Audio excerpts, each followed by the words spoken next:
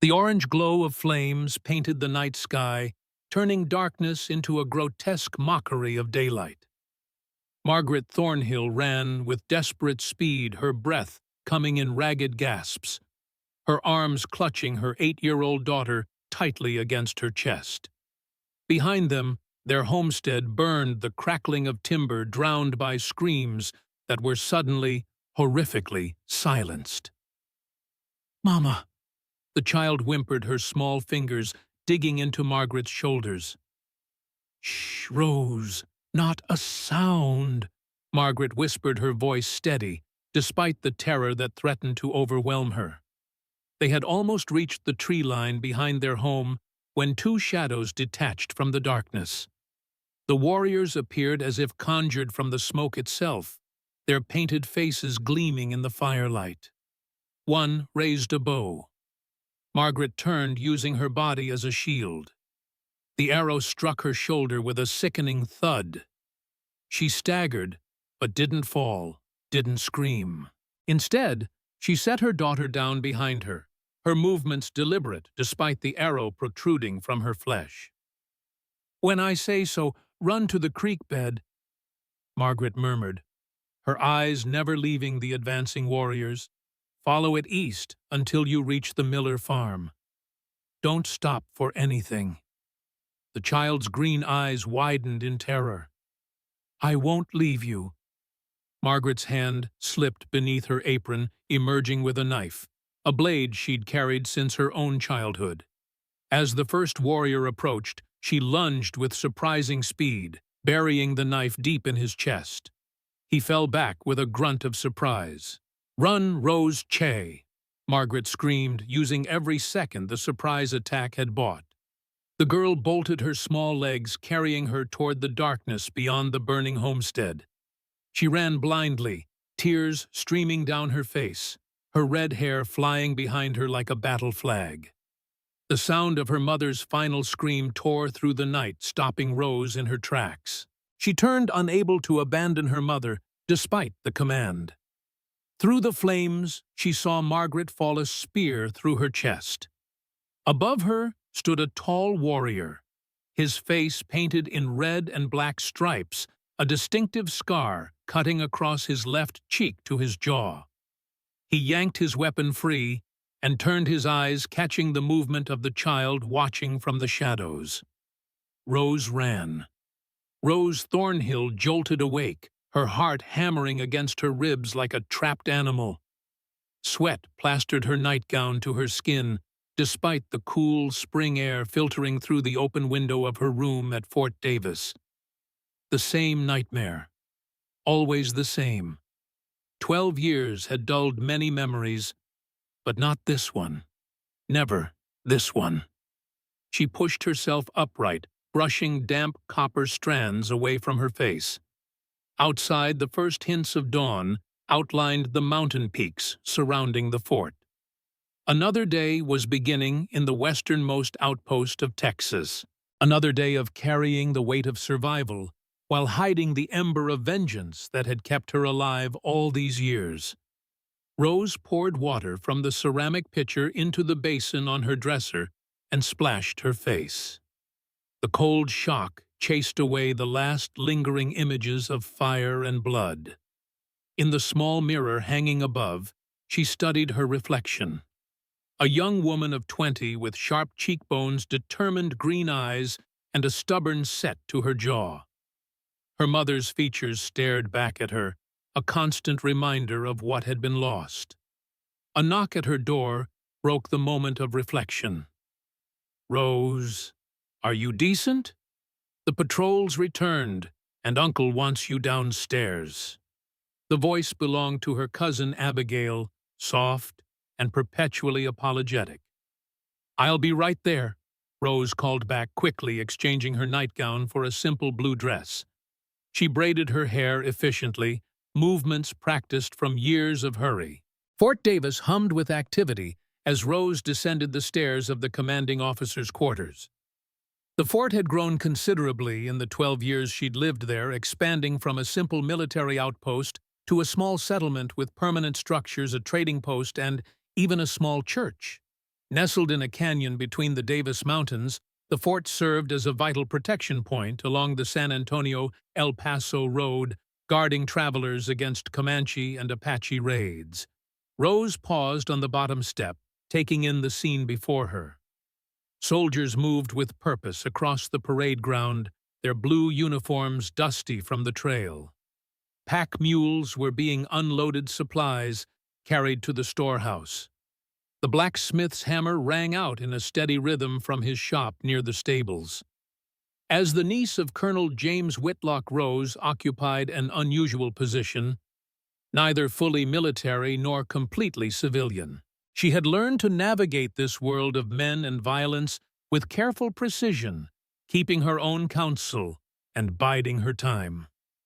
Colonel Whitlock stood in the center of the courtyard, his imposing figure made more so by his perfectly maintained uniform and the silver at his temples.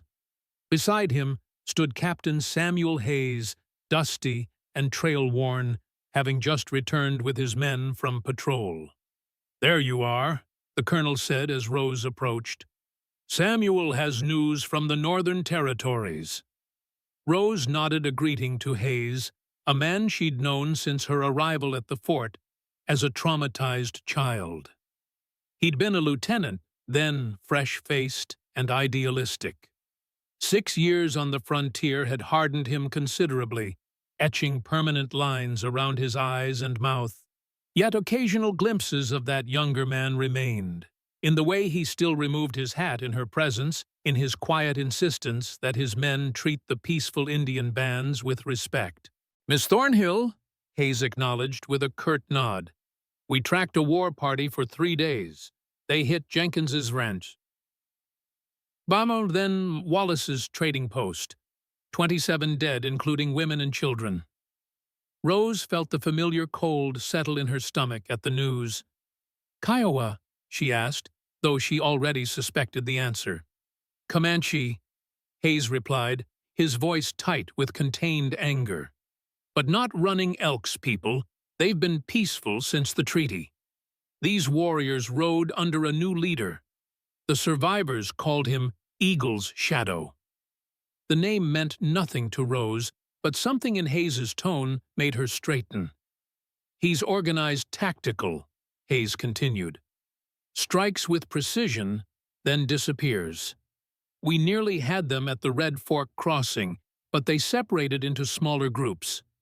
Jenkins's boy said their leader had a face painted red and black, with a scar running from his left eye down to his jaw." The description hit Rose like a physical blow. Her vision narrowed, the sounds of the fort suddenly distant. She knew that face. It had haunted her dreams for 12 years, the last thing she'd seen before fleeing into the darkness, leaving her mother to die. "Rose." Her uncle's voice snapped her back to the present. "Are you all right? You've gone pale." She gathered herself, pushing down the surge of emotion that threatened to overwhelm her. "Yes, I'm fine, just concerned about the attacks." She turned to Hayes, fighting to keep her voice steady. "How far north were they operating?" Hayes ran a hand through his dust-covered hair. "That's what's unusual. They're ranging much farther south than we've seen in years, testing our defenses, I think." Colonel Whitlock studied her for a moment before turning back to Hayes. "We need to send word to Fort Stockton and request additional troops. If this Eagle's Shadow is rallying warriors from multiple bands, we could be looking at another Red River situation." Hayes nodded grimly. "There's more, sir. We captured a young brave wounded and left behind. Before he died, he mentioned a peace council. Apparently, Grey Wolf's band is trying to negotiate with some of the hostile elements. They're meeting at Wolf Creek in 5 days." Rose knew Grey Wolf by reputation, an older chief who had maintained peaceful relations with the fort for nearly a decade. His band regularly traded at settlements without incident, and he had signed the most recent treaty in good faith. Her uncle frowned. "Grey Wolf has been reliable in the past. His people have honored the treaties." Which is why this might be our opportunity, Hayes suggested. If we send a delegation to this council, we might learn more about Eagle's Shadow's movements and intentions. Colonel Whitlock considered this, his weathered face thoughtful. It's risky. The wrong move could push Grey Wolf's people into Eagle's Shadow's camp. We need someone who speaks their language, Hayes said. Someone who understands their ways, but represents our interests. Both men turned to look at Rose simultaneously. She felt a chill race down her spine, knowing what would come next. Rose, her uncle began carefully, your facility with the Comanche tongue. You want me to go, she stated flatly. Not a question, but a realization. Colonel Whitlock nodded slowly. You're the best interpreter we have. You understand their customs in ways none of my men do. The irony wasn't lost on Rose. Her skill with the Comanche language had come at a terrible price. Months hiding with an elderly Comanche woman named Morning Dove, who had found her half dead from thirst and exposure after the raid. The old woman had nursed her back to health while teaching her the tongue and customs of her people. Morning Dove had been different from the warriors who attacked Rose's family. Gentle wise, her weathered face kind, despite the hardships she had endured. She had shared stories of the people taught Rose to find water in the desert, to read tracks and weather signs. Looking back, Rose realized the old woman had treated her with a strange mixture of affection and reverence, as if she were something precious recovered after a long search. This is a military matter, Uncle, Rose protested, though she already knew it was futile. It's a delicate diplomatic situation, the colonel countered. Captain Hayes will lead the delegation with Reverend Wells to represent the civilian interests. You would be there solely as an interpreter. Rose felt the weight of duty settling on her shoulders, but beneath it stirred something else. A spark of dangerous purpose, Eagle's shadow. The warrior who had killed her mother was now leading raids against settlements. After 12 years of nightmares and buried rage, fate had offered her a chance at something she'd never dared hope for vengeance. I'll go, she said simply. Relief flooded her uncle's features, unaware of the true motivation behind her acquiescence. Good. The delegation leaves tomorrow at first light. 4 soldiers will accompany you along with the captain and Reverend Wells. As the men discussed further details, Rose's mind was already elsewhere, calculating planning. She would need her father's old pistol, the one her uncle had taught her to shoot, with devastating accuracy. She would need to appear merely an interpreter while seeking the information she craved. And if the opportunity arose to face Eagle's shadow himself, her hands trembled slightly at the thought, and she clasped them together to still the motion. 12 years of nightmares might finally come to an end. The journey to Wolf Creek took 3 days of hard riding across terrain that grew increasingly untamed. They followed the old Comanche war trail north, now used primarily by army patrols and the occasional trader brave enough to venture into contested territory. The first day took them through rolling grasslands dotted with mesquite and prickly pear. By the second, they were climbing into rougher country where limestone ridges pushed up through the earth like the ancient bones of sleeping giants. The military escort maintained a vigilant watch, but they encountered no hostiles. Occasionally, Rose noticed Captain Hayes studying distant ridgelines with narrowed eyes, as if expecting ambush. Once they spotted 3 riders on a far mesa, watching their progress before disappearing over the horizon. "Scouts," Hayes had muttered, "reporting our position." By the 3rd day, the landscape had transformed into a rugged wilderness of steep canyons and juniper-covered hills. The creek itself wound through a protected valley, a rare oasis of green in the otherwise harsh country, fed by springs that emerged from the limestone. Reverend Thomas Wells rode beside Rose for much of the journey, his gentle demeanor a stark contrast to the soldier's tense vigilance. In his 40s, with kind eyes and prematurely graying hair, Wells had come west 5 years earlier to establish a mission near the fort. Unlike many of his calling, he approached the native peoples with genuine curiosity and respect, learning what he could of their ways before attempting to convert them. "Have you ever met Grey Wolf?" he asked as they began their descent into the valley. Rose shook her head. "I've only seen him from a distance when his people came to trade. Uncle speaks highly of him." "I've spoken with him twice," Wells offered. "A thoughtful man with a philosopher's mind. He told me once that the greatest challenge of leadership is knowing when to bend like the willow and when to stand firm like the oak." Rose considered this. "And which does he do more often?" The Reverend smiled. "The willow, I suspect. It's why his people have survived when so many others have been destroyed." He paused, studying her profile. "You're unusually quiet today, Miss Thornhill. Are you nervous about this meeting?" Rose chose her words carefully. "I'm concerned about doing my duty properly. Much depends on clear communication." Wells nodded, accepting her explanation without pressing further. "Indeed, though I sometimes wonder if we truly want to understand one another or merely to confirm what we already believe." Before Rose could respond, Captain Hayes raised his hand, signaling the party to halt, while still a respectful distance from the camp. Grey Wolf's encampment sprawled along the eastern bank of the creek. Dozens of teepees arranged in the traditional circular pattern, with horses grazing in the meadows beyond.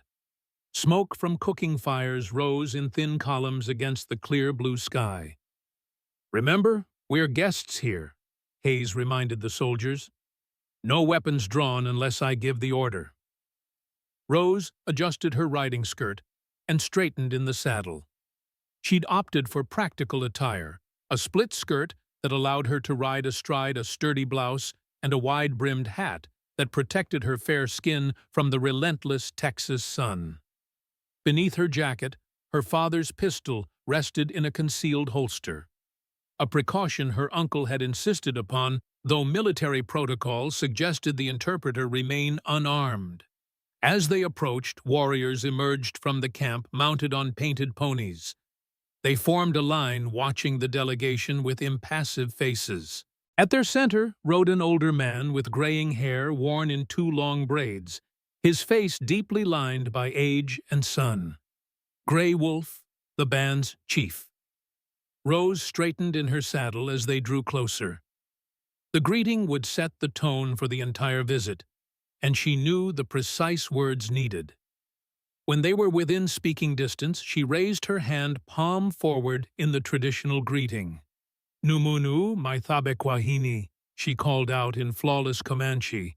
"Are we approaching friends?" Then, more formally, "Ta tsakunumu, nutsakunu aku vahaninu, tosa papi maikuu kwaninu." "It is a good day, people. I bring words from White Eagle at the stone fort." Grey Wolf's weathered face registered mild surprise at hearing his language spoken so well by a white woman. He studied Rose for a long moment before raising his own hand in response. "Ha numu maithabekwahinu," he replied. "Yes, you approach friends." And then, "Kwahan inu atuatu sunakitu." The Lodge of Grey Wolf welcomes those who come in peace. His gaze shifted to Captain Hayes. "We have been expecting you." As Rose translated for the captain, she noticed a younger warrior moving to Grey Wolf's side. Unlike the others who wore minimal clothing in the spring heat, this man had a fringed buckskin shirt adorned with complex beadwork.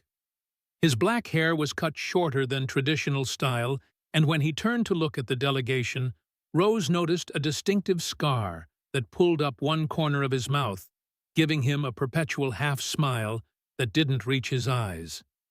Those eyes, dark and penetrating, fixed on Rose with unsettling intensity.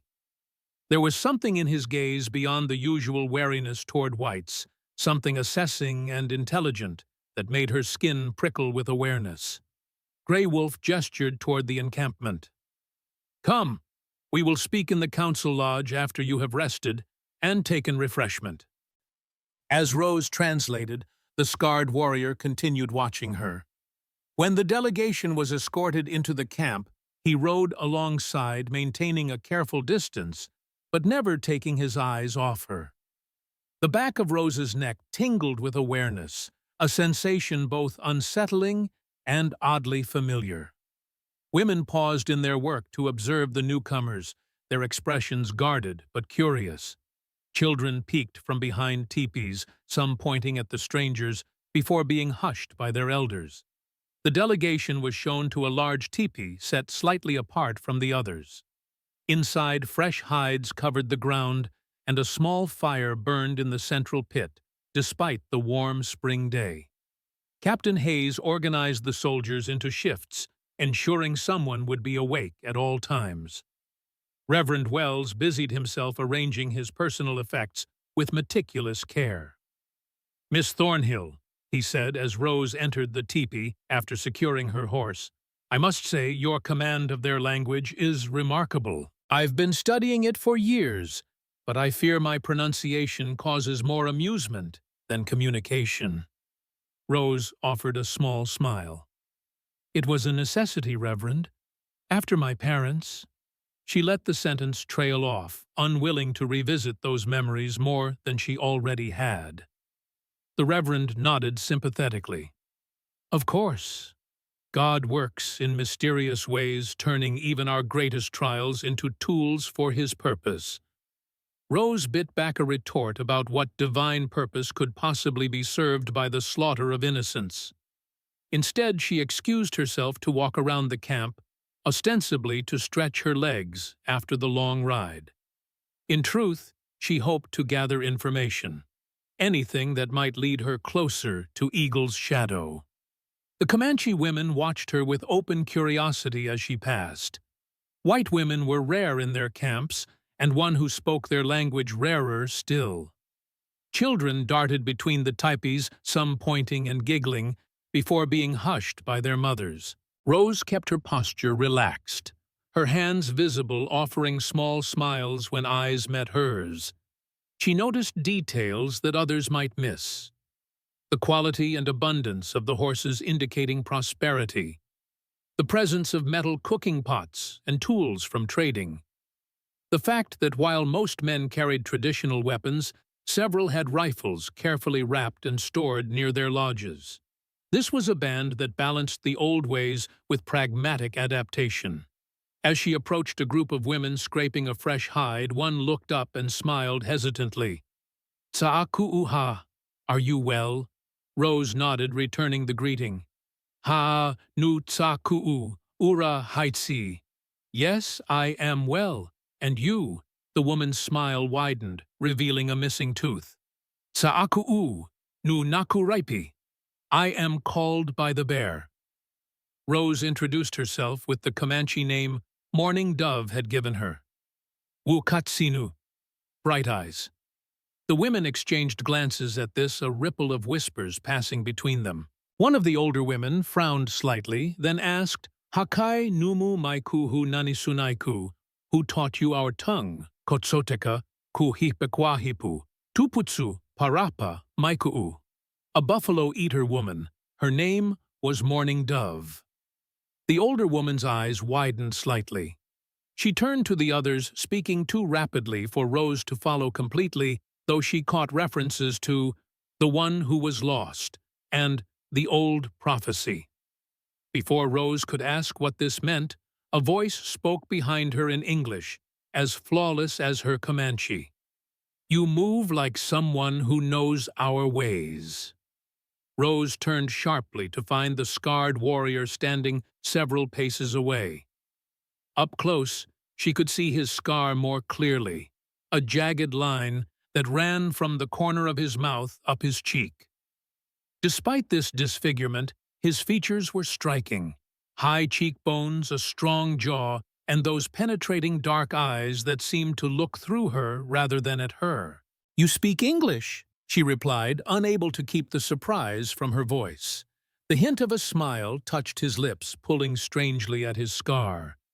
"And you speak Comanche with the accent of the northern bands. Interesting." Rose maintained her composure despite her racing heart. This warrior was not what she had expected. "I learned from an elder named Morning Dove." Something flickered in the man's eyes at the name, recognition, perhaps even reverence. Morning Dove taught many secrets before she walked the spirit path. He studied Rose openly, unashamedly. "I am Swift River." She inclined her head slightly. "Rose Thornhill." "Wakatsinu," he corrected, using her Comanche name. "The one with bright eyes. An appropriate name." Before she could respond, Captain Hayes approached, his hand resting casually on the butt of his holstered pistol. "Miss Thornhill, is everything all right?" "Yes, Captain," she assured him. "This is Swift River. He speaks English quite well." Hayes regarded the warrior with barely disguised suspicion. "That's convenient." Swift River met the captain's gaze without flinching. "Grey Wolf asks that you join him in the council lodge. The other chiefs have arrived." Hayes nodded curtly. "Lead the way." As they followed Swift River through the camp, Rose couldn't shake the feeling that there was more to the warrior than met the eye. His English was too perfect, his manner too assured. He walked the line between two worlds with practiced ease, much as she did herself. And something about the way the women had reacted to Morning Dove's name suggested connections she didn't yet understand.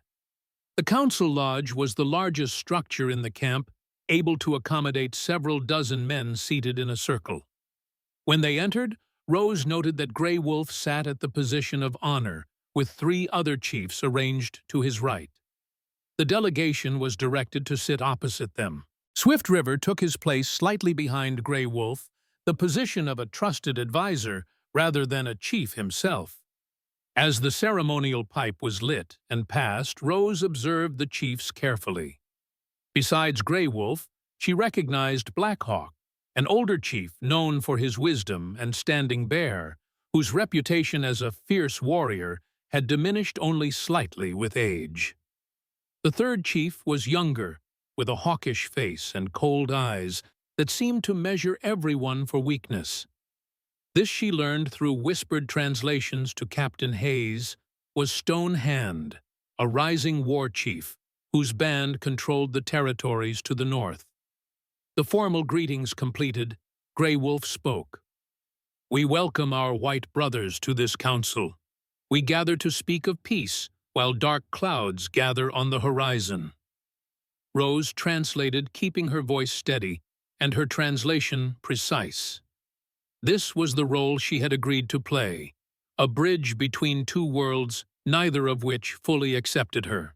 "We come seeking understanding," Hayes replied, his tone more diplomatic than Rose had expected. "Raids against our settlements have increased. Blood has been spilled on both sides." As Rose translated, she noted Swift River watching her, his dark eyes missing nothing. When Stone Hand spoke next, his voice was sharp with barely contained hostility. "The white man speaks of peace with one tongue, while stealing our hunting grounds with another.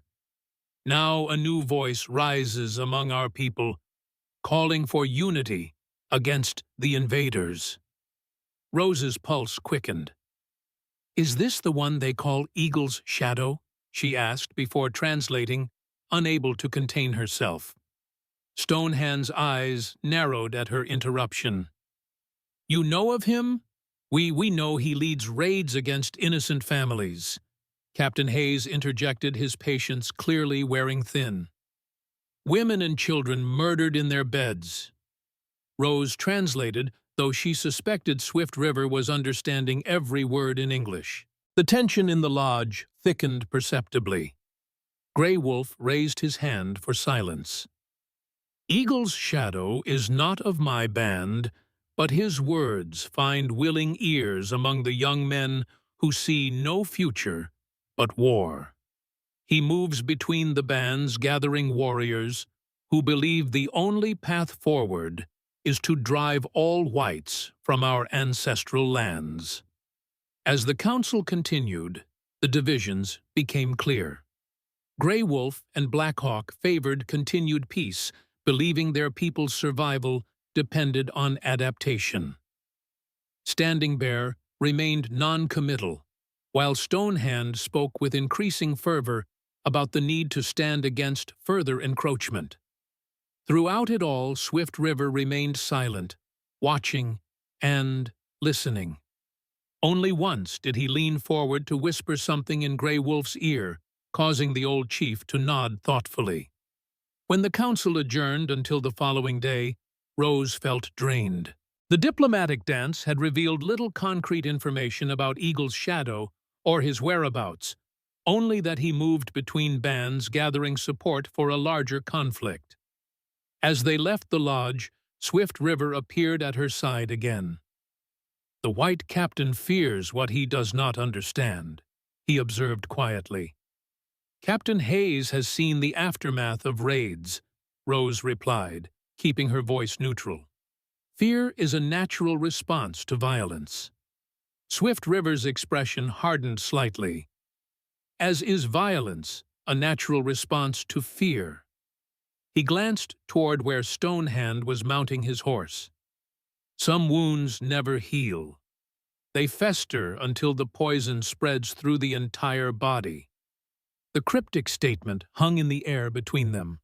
Before Rose could press further, he turned and walked away, leaving her with the unsettling feeling that he knew far more than he was revealing. Night fell over the encampment, bringing with it a chorus of insects and the distant howl of coyotes.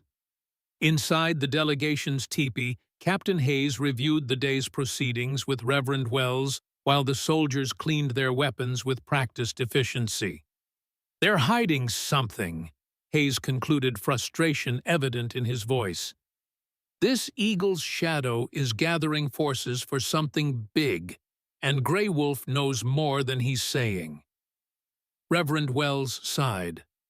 "Perhaps they truly don't know his plans. If he moves between bands as they claim—" "Nonsense," Hayes interrupted. "These people know every movement in their territories. Every track, every signal fire. They're protecting him because he's one of their own." Rose, who had been quietly mending a tear in her riding skirt, looked up. "I don't think Grey Wolf is protecting Eagle's shadow. I think he fears him."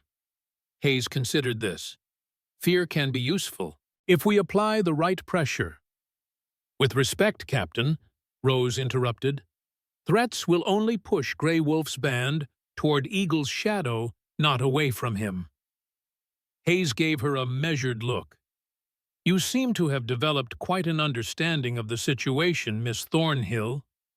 Rose met his gaze steadily. "Understanding their ways is why I'm here, is it not?" The captain nodded reluctantly. "Get some rest. Tomorrow we press them on specific locations, potential gathering places. I want to know where this Eagle's shadow might strike next."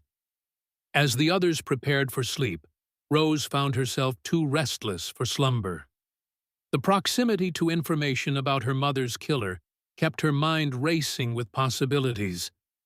After ensuring the others were settled, she slipped quietly from the teepee, needing air and space to think.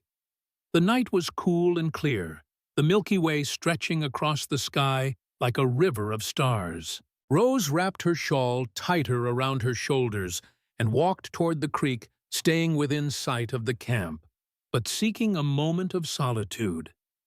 The sound of water over stones soothed her tangled thoughts. She stood on the bank, looking up at the stars, remembering how her mother had taught her the constellations.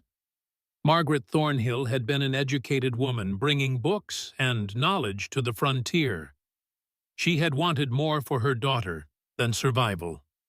Rose wondered what her mother would think of her now, of the vengeance that had burned in her heart for 12 years of her facility with the language of those who had destroyed their family. Would she understand the complexity Rose now found herself navigating? A subtle shift in the air alerted her to another presence. She turned slowly, her hand drifting beneath her shawl toward the concealed pistol. A shadow detached itself from the darkness near a cluster of cottonwoods. The night is beautiful, but dangerous for one who walks alone. Swift River said, his voice low and melodious in the darkness. Rose relaxed slightly, but remained wary. I needed to think. He moved to stand a respectful distance away, his gaze following hers to the stars. The sky tells different stories to different peoples. My mother said your people see bears and hunters among the stars. We see the road of spirits, the path our ancestors travel after death. The mention of his mother caught Rose's attention. Personal details were rarely shared so freely. Your mother taught you English, she observed. A shadow passed over his features.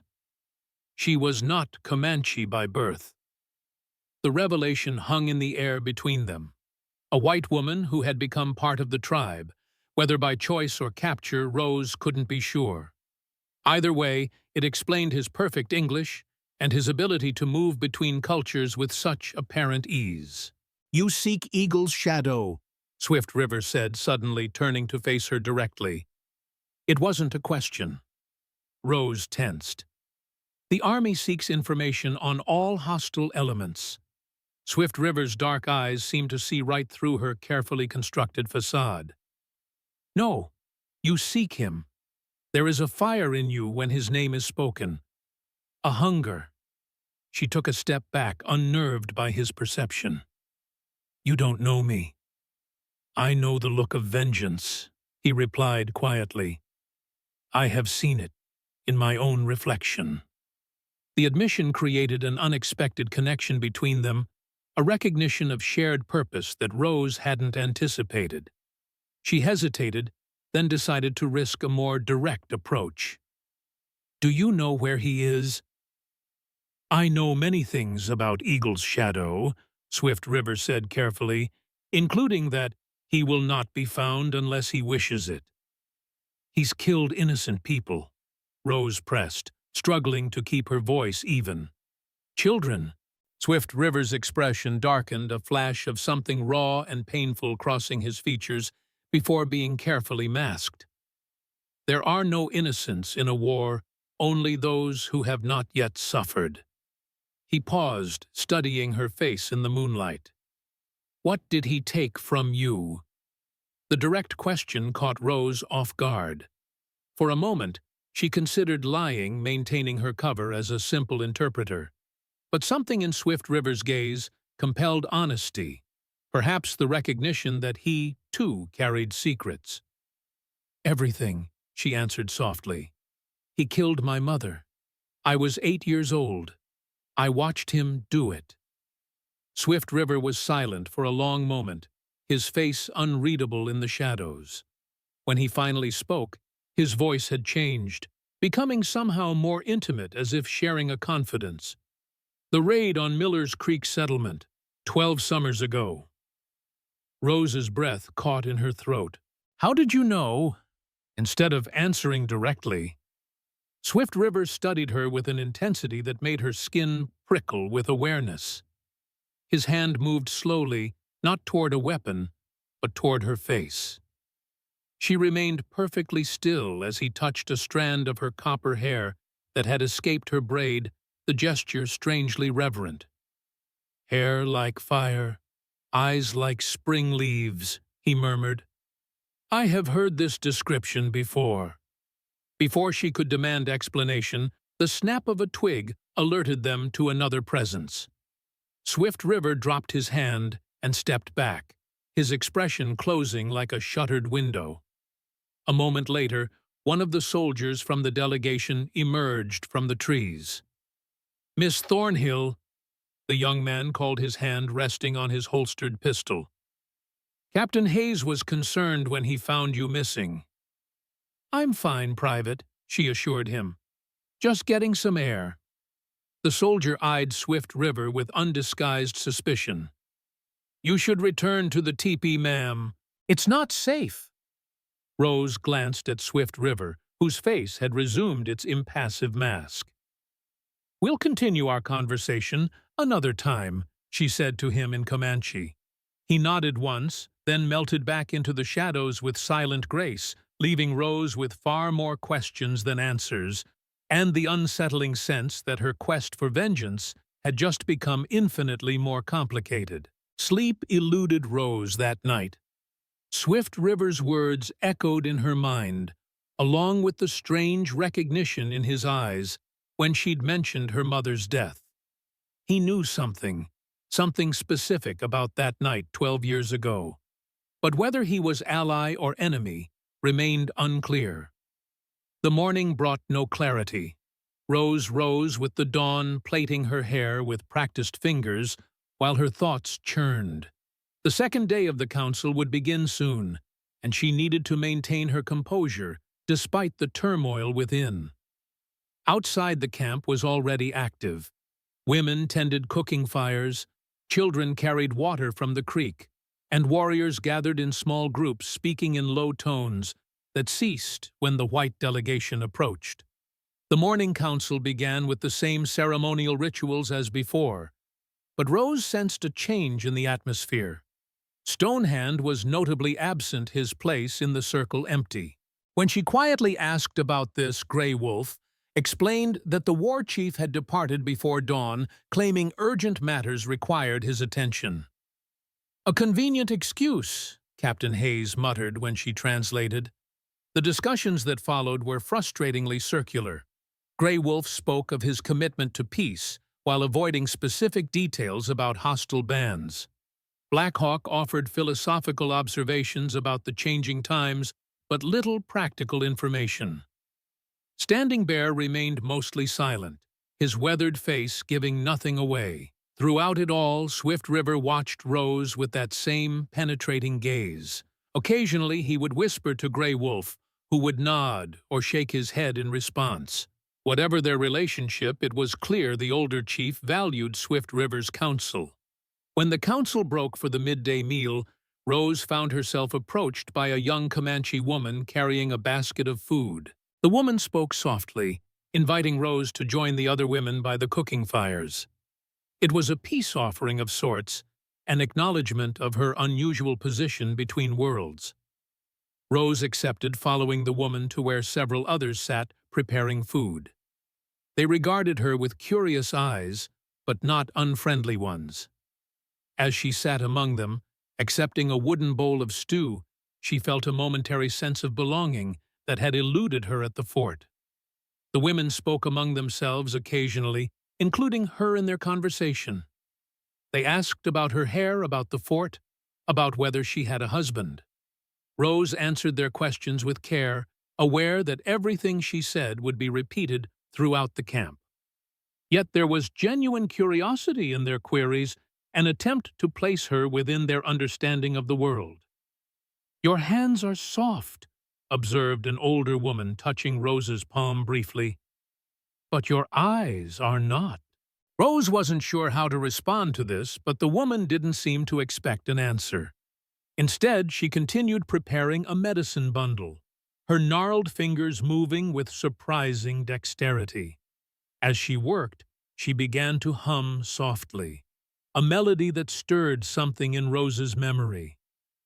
Morning Dove had sung the same tune while teaching her to weave baskets. "You know this song?" the old woman said, noting Rose's reaction. Rose nodded. "Kuputsu Parapa Pahroki." Morning Dove sang it. The woman's eyes crinkled in a smile. "Ah, Wahatu Kuhitsu." Yes, the prayer for lost children. Before Rose could ask what this meant, she noticed movement at the edge of her vision. Swift River was walking purposefully toward one of the smaller tippies set apart from the others. He glanced in her direction once, then ducked inside. Something in his manner, a certain furtiveness, caught Rose's attention. Excusing herself from the women, she made her way casually around the perimeter of the camp, gradually approaching the teepee Swift River had entered. As she passed nearby, she heard voices from within.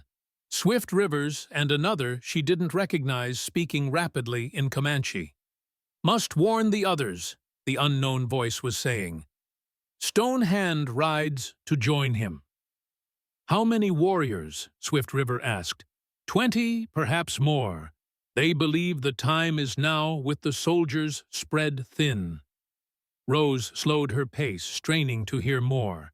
"And the target," Swift River's voice was tense, "the stone fort, 3 days from now, when the moon is dark."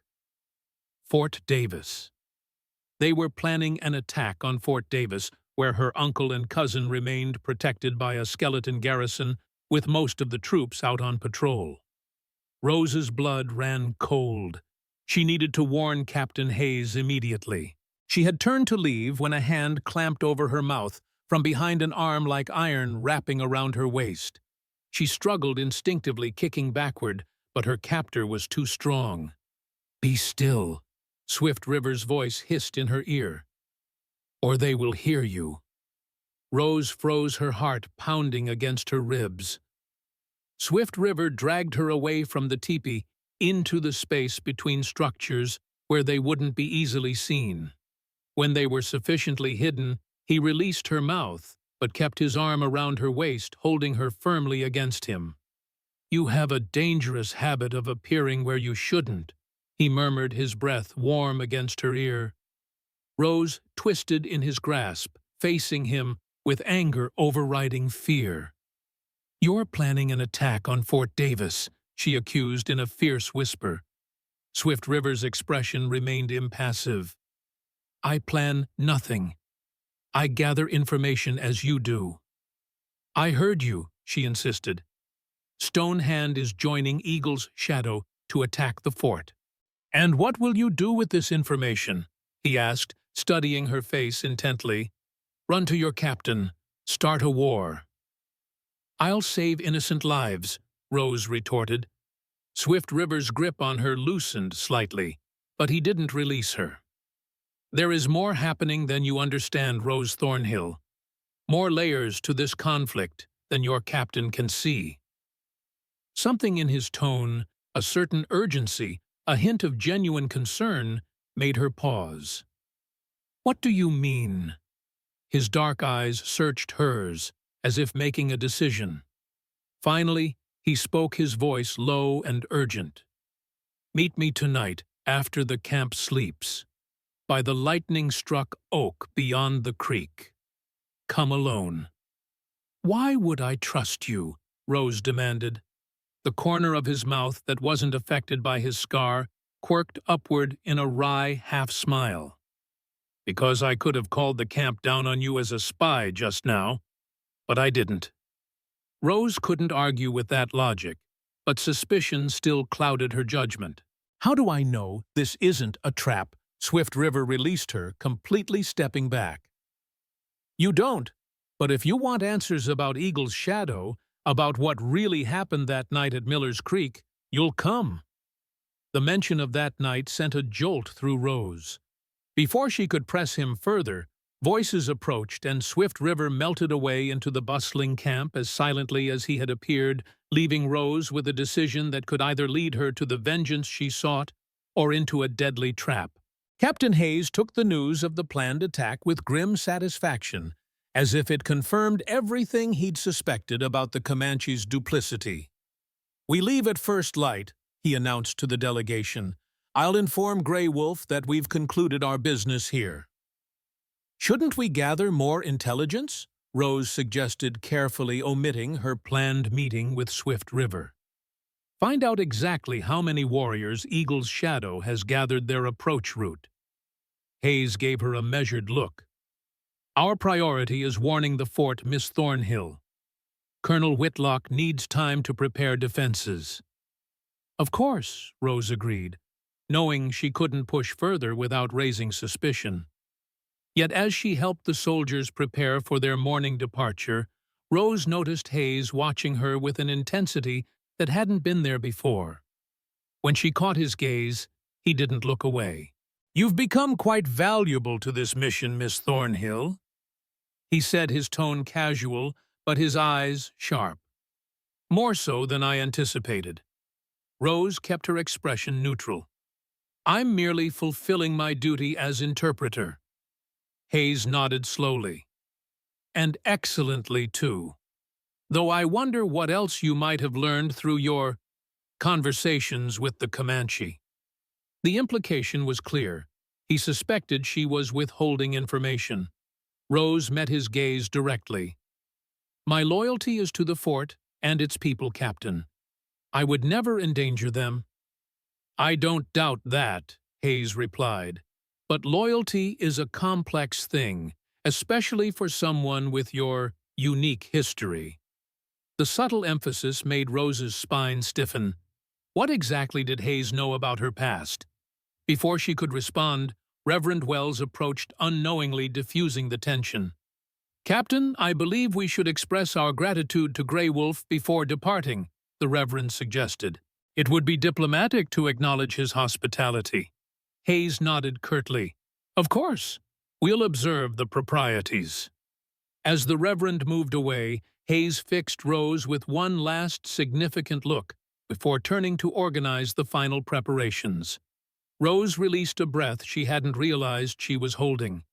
The captain was more perceptive than she'd given him credit for, which made her midnight rendezvous with Swift River all the more dangerous. The remainder of the day passed in tense preparation. Hayes informed Grey Wolf of their imminent departure, citing urgent business rather than revealing their intelligence. The old chief accepted this with dignity, though his eyes reflected a sadness that suggested he knew more than he was saying. "The path ahead grows darker for all our peoples," he told Rose and Comanche as they prepared to leave the council lodge. "Tell your uncle that Grey Wolf still walks the road of peace, even when others choose war." "I will carry your words," Rose promised, sensing the genuine concern behind the formal message. As darkness fell over the camp, Rose waited for her opportunity. The soldiers took watches in shifts, which meant she would need to time her escape carefully. When Private Miller took over the midnight watch, she made her move, slipping from the tipi, while the young soldier's attention was focused on a group of Comanche men gathered around a distant fire. The night was cloudy, with only occasional glimpses of moonlight to guide her path. Rose moved quietly through the sleeping camp, her hand never far from the pistol concealed beneath her shawl. She crossed the shallow creek, the cold water seeping through her boots, and continued to the ancient oak that had been split by lightning years ago, its massive trunk blackened and twisted, but still alive. Swift River was waiting, a dark silhouette against the lighter backdrop of the prairie beyond. He stood absolutely still, but she knew he was aware of her approach. Nothing moved in these lands without his knowledge, she suspected. "You came," he said simply as she drew near. "You offered answers," she replied, stopping several paces away. "Start with who you really are." Swift River studied her for a long moment before speaking. "I am what you see, caught between worlds.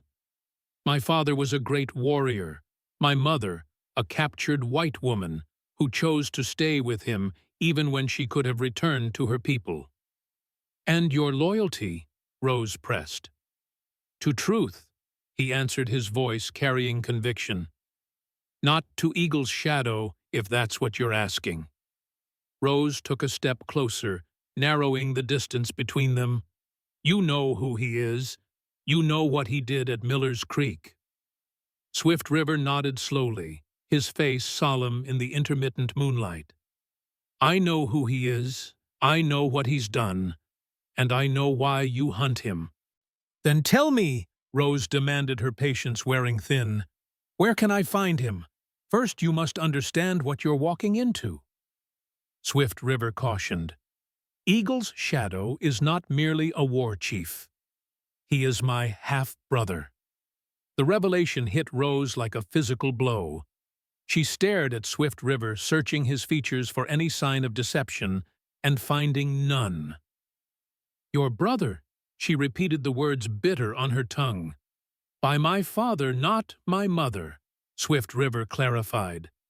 "We were raised together until I was 9 summers old. Then my father died, and Eagle's Shadow's mother, his true Comanche mother, took control of our band. My mother and I were cast out, forced to survive on the edges of the tribe." The personal history was unexpected, creating a complexity Rose hadn't anticipated. "Why are you telling me this?" "Because you need to understand that my hatred for him runs as deep as yours," Swift River replied, his voice hardening. "He betrayed our father's teachings. He kills without honor, without purpose, except to feed his own power." Rose processed this, trying to reconcile the warrior before her with this new information. "If you hate him, why haven't you killed him yourself?" "I've tried." Swift River admitted the confession, clearly painful. 2 winters ago, I failed, and he let me live, not from mercy, but because he enjoys knowing I am powerless against him." "You're afraid of him," Rose observed, not as an accusation, but a simple truth. Swift River's jaw tightened. "I respect his skill and cunning, as should you." Rose moved closer, still close enough to see his features clearly in the dim light. "Tell me where to find him." "He will be at Black Mesa in 2 days' time," Swift River said after a pause. "Stone Hand is bringing warriors to join him there before they move against Fort Davis." "Then that's where I'll go," Rose declared, already calculating the distance, the supplies she would need. Swift River shook his head. "Alone against 50 warriors, you would die before you ever saw his face." "I don't care," Rose said fiercely. "I've waited 12 years for this chance." "There is another way," Swift River countered, "one that might save both your life and the lives at the fort." Rose waited skeptical, but willing to listen. "Come with me," he proposed. "Now, tonight. Together, we can reach Black Mesa before Stonehand arrives. I can get you close to Eagle's Shadow without raising alarm." "Why would you help me?" Rose demanded. "He's your brother." "Blood doesn't make family," Swift River replied, his voice low with suppressed emotion. "Not when that blood is spilled without honor." He paused, then added, "And I know something about you, something you don't know yourself." Rose tensed. "What do you mean?" Swift River reached out slowly, giving her time to retreat if she chose, and touched the side of her face with surprising gentleness. "Your eyes, they're like hers." "Like whose?" Rose whispered, though a part of her already knew the answer. "My mother's," he said softly. "Your grandmother." The world seemed to tilt beneath Rose's feet. "That's impossible," she managed to say, though her voice sounded distant to her own ears. "Mourning Dove never told you who she was, did she?" Swift River asked, his expression softening in the moonlight. "She found you after the raid, cared for you, taught you our language. She was your grandmother Rose. Your mother was her daughter, taken by your grandfather during a raid much like the one that took your family. History repeating itself in the cruelest way." Rose took a stumbling step backward, her mind reeling. "No, my mother was Margaret Thornhill. She was educated, cultured. She was both," Swift River confirmed. "Born Catherine White Dove, renamed Margaret by the missionary who purchased her from her captors. She was educated at their school, married your father, but never forgot her Comanche blood." His voice lowered to nearly a whisper. "Why do you think she called to you in our language that night? Che. Run." The memory hit Rose with stunning force. Her mother's final word, a command she had obeyed without understanding its significance. Not English, but Comanche. A fragment of her true heritage revealed in Margaret Thornhill's final breath. "You're lying," she accused, though doubt had already taken root. "How would you know this?" "Mourning Dove was my father's sister," Swift River explained. "Your grandmother. She searched for your mother for years after she was taken. When she found you, her own blood, she couldn't let you die." Rose pressed her fingers to her temples, struggling to process this revelation. If what Swift River said was true, Comanche blood ran in her veins. She was connected to this land, these people, in ways she had never imagined. It explained why Mourning Dove had risked everything to save her, why the old woman had spent months teaching her the language and customs before bringing her to Fort Davis.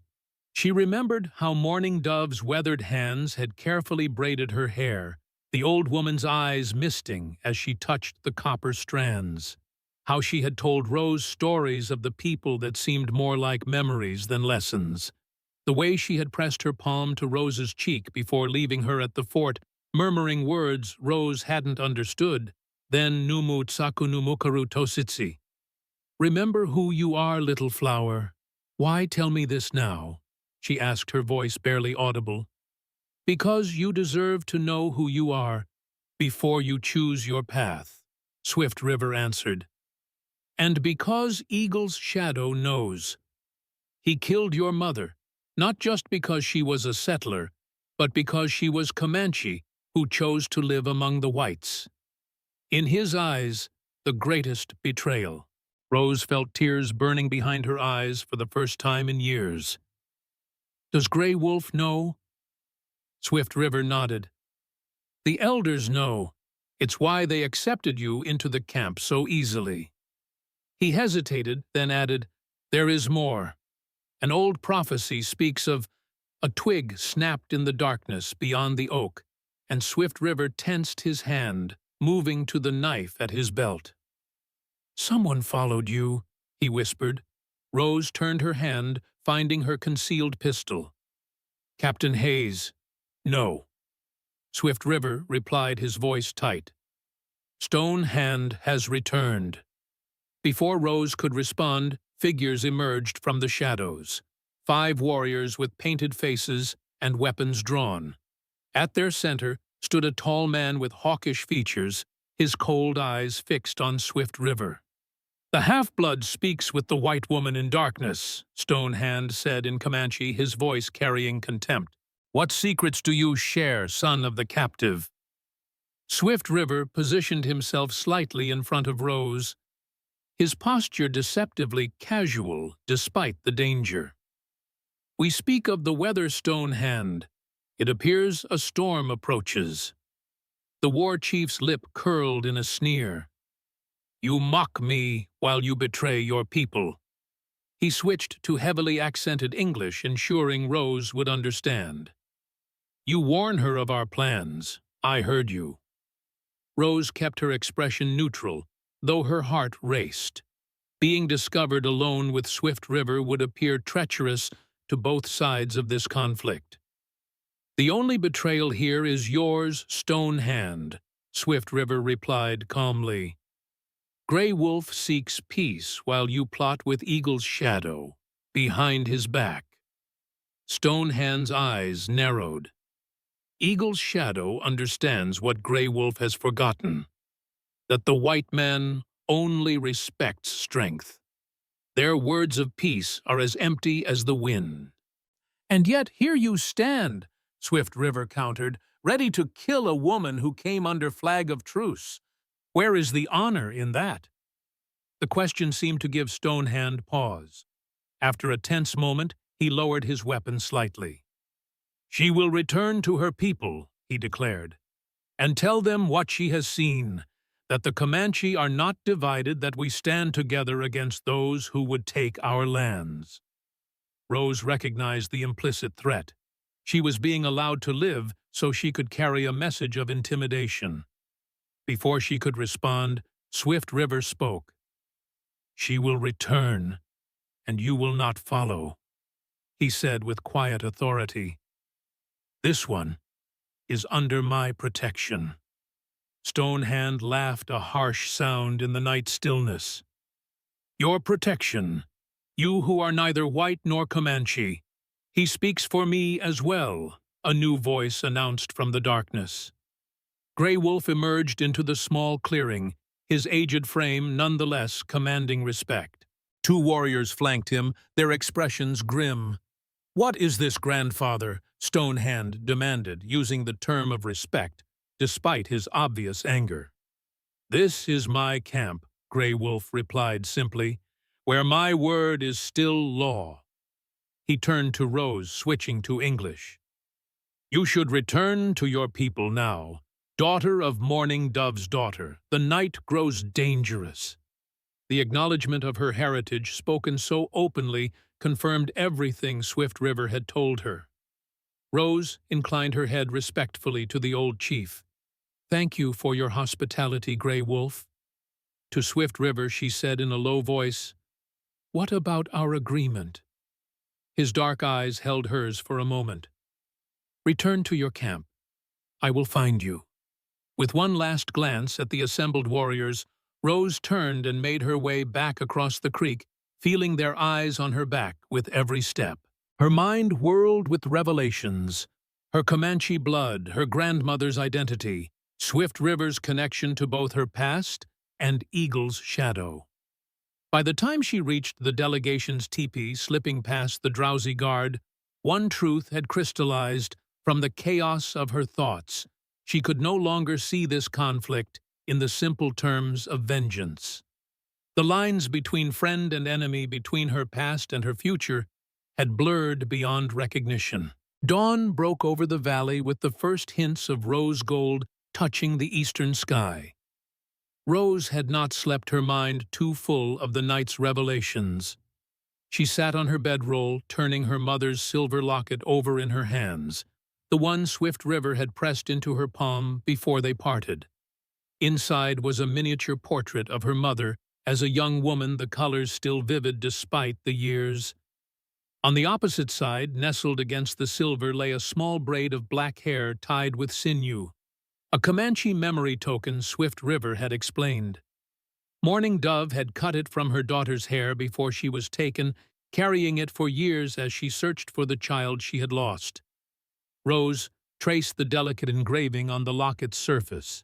Flowers intertwined with what she now recognized as Comanche symbols for protection and remembrance. How had she never known? Had there been signs, she'd missed hints in the way her mother spoke or moved or viewed the world. She remembered Margaret Thornhill's insistence on teaching her to read the land, to find water where others saw only barren earth, to recognize plants that healed and those that harmed. She remembered her mother's quiet moments, staring toward the distant horizon, as if listening for a call only she could hear. "Rose." Abigail's voice came softly from outside the teepee. "Are you awake? The captain says we're leaving." Rose quickly tucked the locket inside her blouse, gathering her few possessions. "I'll be right out." Across the camp, she could see Grey Wolf's people doing the same, striking teepees, gathering horses, preparing for departure. After Stone Hand's return, it seemed the council had ended abruptly. The band was moving on, perhaps fearing repercussions for the planned attack that Rose had discovered. Captain Hayes approached as she tightened the cinch on her saddle. "We move out in 10 minutes, he informed her, his voice clipped. "Stay close to the main group. I don't trust our host's hospitality anymore." "Yes, Captain," Rose replied, careful to keep her tone neutral. Hayes studied her face for a moment, as if searching for signs of duplicity, then moved on to check the soldiers' preparations. Of Swift River, there was no sign. Rose scanned the bustling camp repeatedly, but the scarred warrior had vanished as completely as morning mist under the rising sun. The delegation mounted up and moved out of the camp with military precision, Hayes leading the soldiers flanking Rose and Reverend Wells, creating a protective formation. As they rode past Grey Wolf's lodge, the old chief raised his hand in a formal gesture of farewell. Rose returned it, feeling the weight of unspoken words between them. As their eyes met, Grey Wolf nodded once slowly and deliberately. It was not just a farewell, but an acknowledgement of her blood, her heritage, her place between worlds. They had barely cleared the valley when Rose noticed Hayes signaling one of his men. The soldier rode ahead, scanning the trail with practiced vigilance. Something in the captain's demeanor raised Rose's suspicions. He seemed too alert, too certain of danger. "You're expecting trouble," she observed, guiding her horse alongside his. Hayes didn't look at her. "Stone Hand left during the night, with 20 warriors." "How do you know?" "I had Miller follow him after your midnight stroll." Rose felt ice form in her veins. "You had me followed." "I had the camp watched," Hayes corrected, "as any prudent officer would in hostile territory." Now he did turn to look at her, his eyes hard, but not unkind. "Just as I'm curious why our interpreter felt the need for a clandestine meeting with a Comanche warrior."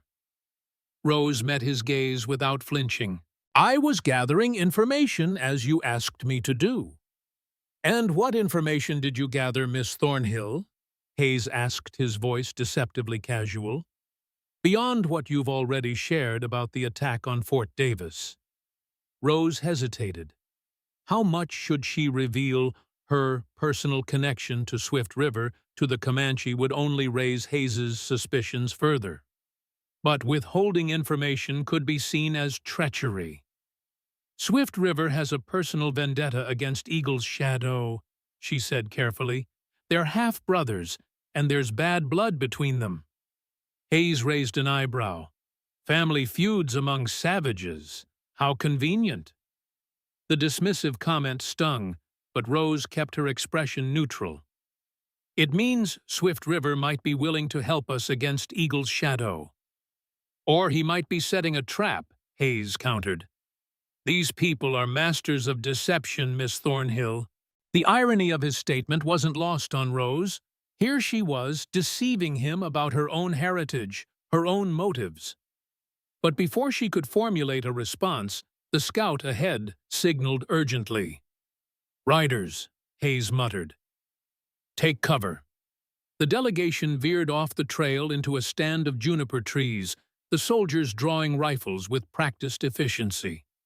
Rose peered through the branches, her heart racing. In the distance, a group of mounted figures approached, at least a dozen moving at speed. "Comanche," she whispered. Hayes shook his head. "Cavalry, our people." Relief washed through the group as they recognized the blue uniforms of a cavalry patrol. Hayes signaled their position, and the approaching riders changed course to meet them. The patrol was led by a lieutenant Rose recognized, William Parker, a tall man with a neatly trimmed mustache and cold eyes. He saluted Hayes crisply. "Captain, Colonel Whitlock sent us to escort you back. We've had reports of increased Comanche activity along the trail." "Good timing, Lieutenant," Hayes replied. "We have intelligence that Fort Davis is targeted for attack in 2 days' time. Stonehand's band has joined forces with Eagle's Shadow." Parker nodded grimly. "The colonel suspected as much. He's already called in reinforcements from Fort Stockton." As the men discussed tactical details, Rose found herself studying Lieutenant Parker with inexplicable unease. Something about his manner struck her as artificial. His concern, too, practiced, his responses too measured. When his gaze briefly met hers, she saw nothing behind his eyes, like looking into empty windows. The combined group set a hard pace south, pushing their mounts to cover as much ground as possible before nightfall. Rose rode in silence, lost in thought, the revelations of the previous night still echoing in her mind. She was Comanche, at least in part. The people she had feared and hated for 12 years were her own blood. What did that make her? And what of her vengeance against Eagle's shadow? Did it still burn as bright? They made camp as dusk settled over the land, choosing a defensible position on a small rise with good visibility in all directions. As the soldiers established a perimeter, Rose found herself searching the darkening landscape, half expecting to see Swift River materialize from the shadows. He had promised to find her, but how? And when Hayes assigned her a place near the center of the camp, clearly intending to keep her under observation, she made no protest, knowing it would only increase his suspicions. Instead, she sat quietly by the small fire, sipping the strong coffee a soldier had offered her, and waited. Lieutenant Parker approached, settling beside her with casual familiarity. "Quite an adventure you've had, Miss Thornhill," he commented, his voice pitched low for privacy. Not many white women could claim to have spent time in a Comanche camp. "It was educational," Rose replied, neutrally uncomfortable with his proximity. "I imagine so." Parker studied her over the rim of his coffee cup. "The colonel speaks highly of your language skills, says you learned from a Comanche woman who rescued you after the raid that killed your family." Rose tensed. "Mourning dove. Yes. Remarkable," Parker mused, "that a Comanche would save a white child. Makes one wonder why." The implication was clear. He was probing, testing her knowledge of her own heritage. Rose chose her words carefully. She was a healer, not a warrior. She saw a child in need. "A fortunate coincidence for you." Parker's smile didn't reach his eyes. "And fortunate for us to have someone who understands the enemy so well." "Understanding isn't the same as sympathy, Lieutenant," Rose countered, meeting his gaze directly. "Of course not." He stood brushing dust from his uniform. "Rest well, Miss Thornhill. We have a long ride tomorrow." As he walked away, Rose released a breath she hadn't realized she was holding. Something about Parker unsettled her deeply. A sense that he knew more than he revealed, that he was watching her for signs of divided loyalty. She pulled her mother's locket from inside her blouse, opening it to study the portrait in the firelight. Had Margaret Thornhill lived with the same sense of existing between worlds? Had she felt the same tearing of loyalties, the same impossible choices? "Your mother was beautiful." Hayes's voice came quietly from behind her. Rose startled, closing the locket quickly. "Captain, I didn't hear you approach." Hayes settled beside her, his weathered face softened by the flickering firelight. "My apologies. I didn't mean to intrude on a private moment." "It's all right," Rose assured him, uncertain how to interpret this unexpected gentleness. Hayes stared into the fire for a long moment before speaking again. "I knew your father, you know, before the raid. He was a good man, treated the Comanche fairly unlike many settlers." This was news to Rose. "You never mentioned that before." "Some memories are best left undisturbed." Hayes poked the fire with a stick, sending sparks spiraling into the night sky. "But seeing you with Swift River today, it reminded me of how your father would speak with their chiefs. No fear, no condescension, just man to man." Rose studied Hayes's profile, seeing him in a new light. "You don't hate them, do you? Not like the others?" "Hate is a luxury for men who haven't seen enough war," Hayes replied quietly. "I've fought Comanche, Apache, Kiowa. I've seen courage and cruelty on all sides." He met her gaze directly. "Including our own." Before Rose could respond to this surprising revelation, a commotion arose from the perimeter of the camp. Soldiers called out, rifles raised. Hayes was on his feet instantly, hand on his pistol. "Report!" he barked to the sentry running toward them. "Movement to the east, sir. the young soldier replied breathlessly. "Single rider approaching. Indian by the look of him." Rose's heart leapt. Swift River. It must be. Hayes turned to her, his expression unreadable in the darkness. "Stay here," he ordered, then strode toward the eastern edge of the camp. Rose waited only until he was out of sight before following, keeping to the shadows. She reached the perimeter in time to see Hayes confronting a mounted figure just beyond rifle range. The rider sat tall and still upon his horse, one hand raised in the peace sign. "That's far enough," Hayes called. "State your business." "I come to speak with Rose Thornhill." Swift River's voice carried clearly through the night air. "I bring news she must hear." Parker appeared at Hayes's shoulder, his hand on his holstered pistol. "It's a trap, Captain. He'll draw her out, and his friends will take her." "If I wanted her captured, I would have taken her from your camp last night," Swift River replied, his tone making it clear he had heard Parker's low warning.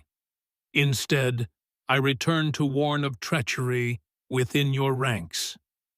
Hayes hesitated, glancing back toward the camp where Rose now stood in plain sight. His expression tightened with frustration at her disobedience, but he made no move to send her back. "Let him approach," Rose called. "I'll vouch for him." "Miss Thornhill," Parker protested, "this man is the enemy." "No," Rose contradicted him firmly. "He's an ally against Eagle's shadow. Let him speak." After a tense moment, Hayes nodded his permission. "Approach slowly, hands where we can see them." Swift River dismounted and walked forward, his movements deliberate, hands held away from his weapons. As he came into the circle of firelight, Rose could see he had ridden hard. Dust coated his buckskins, and exhaustion lined his face. "What news?" Hayes demanded before Swift River could speak. The Comanche warrior's dark eyes flicked to Parker, then back to Hayes. "The attack comes sooner than you think, and from a direction you do not expect. Because one of your own has betrayed you." Parker's hand moved to his pistol. "Lies. He tries to divide us." Swift River's gaze never wavered from Hayes. "The one you call Parker meets with Eagle's shadow in secret. Has for months. He will lead you into ambush before you reach the fort." The accusation hung in the air like gun smoke. Hayes's expression revealed nothing, but his hand drifted subtly toward his own weapon. "That's absurd," Parker scoffed, though Rose noticed a tightness around his eyes. "Captain, surely you don't believe this savage over one of your own officers." "I believe evidence," Hayes replied evenly. "Do you have any Swift River?" "I have seen them together at Black Mesa," the warrior stated.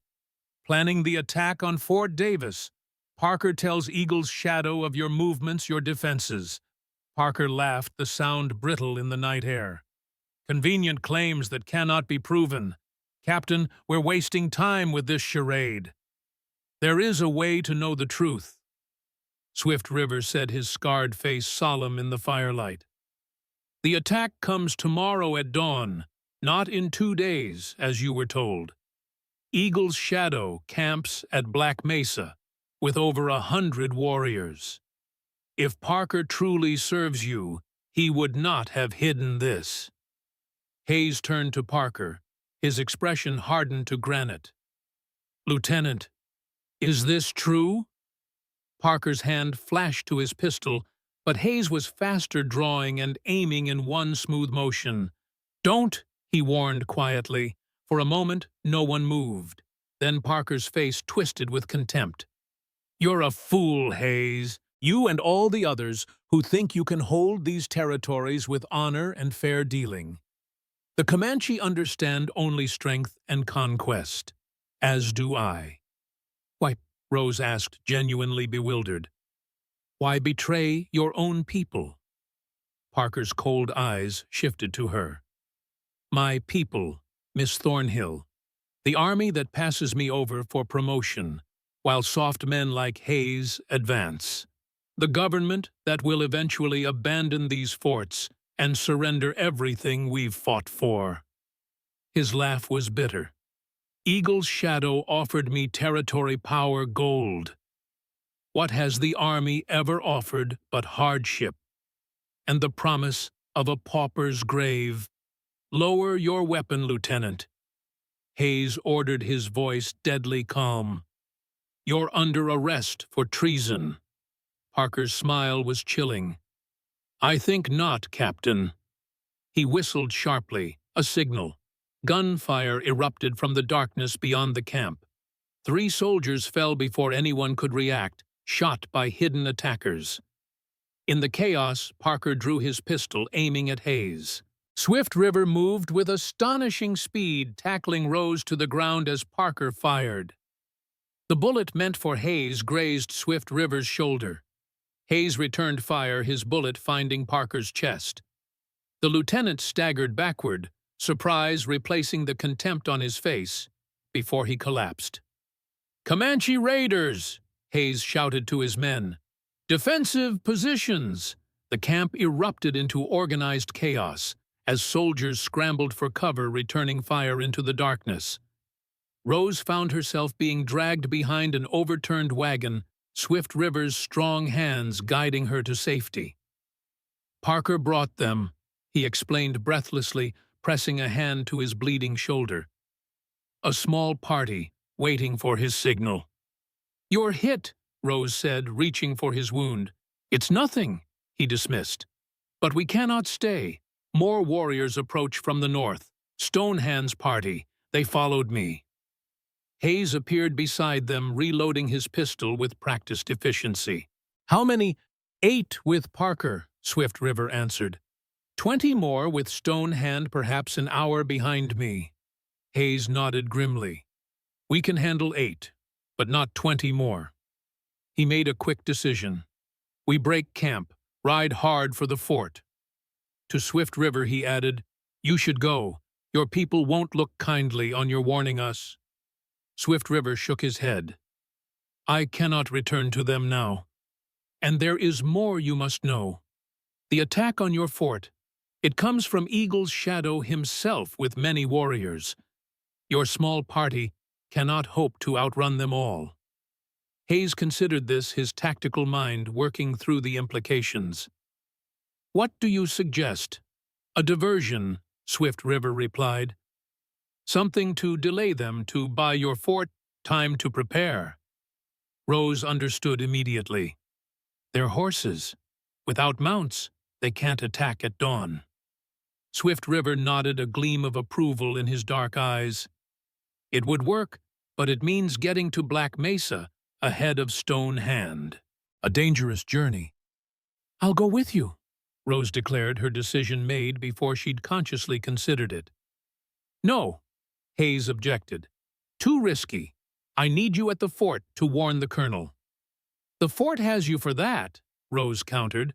Swift River needs someone who speaks Comanche, who can move among them if necessary. I'm the only one who can do this. Hayes studied her face for a long moment, then glanced at Swift River, measuring the Comanche warrior with his gaze. You'll protect her with my life, Swift River promised solemnly. Another volley of gunfire interrupted them. Hayes made his decision. Go, now, while we have them pinned down. We'll cover your escape. He gripped Rose's arm briefly. Be careful, Miss Thornhill. Return to us if you can. I will, Rose promised, touched by the concern in the captain's eyes. Swift River led her to where the horses were picketed, selecting 2 sturdy mounts that looked fresh enough for hard riding. As they prepared to depart, Hayes approached once more.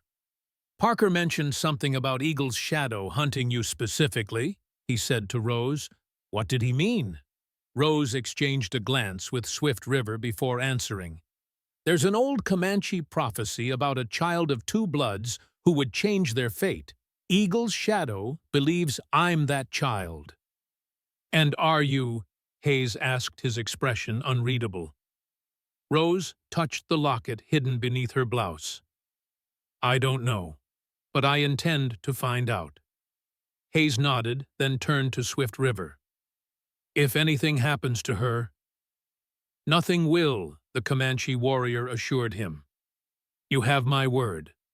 With that, they mounted and slipped away from the embattled camp, riding north into the darkness, while gunfire continued to echo behind them.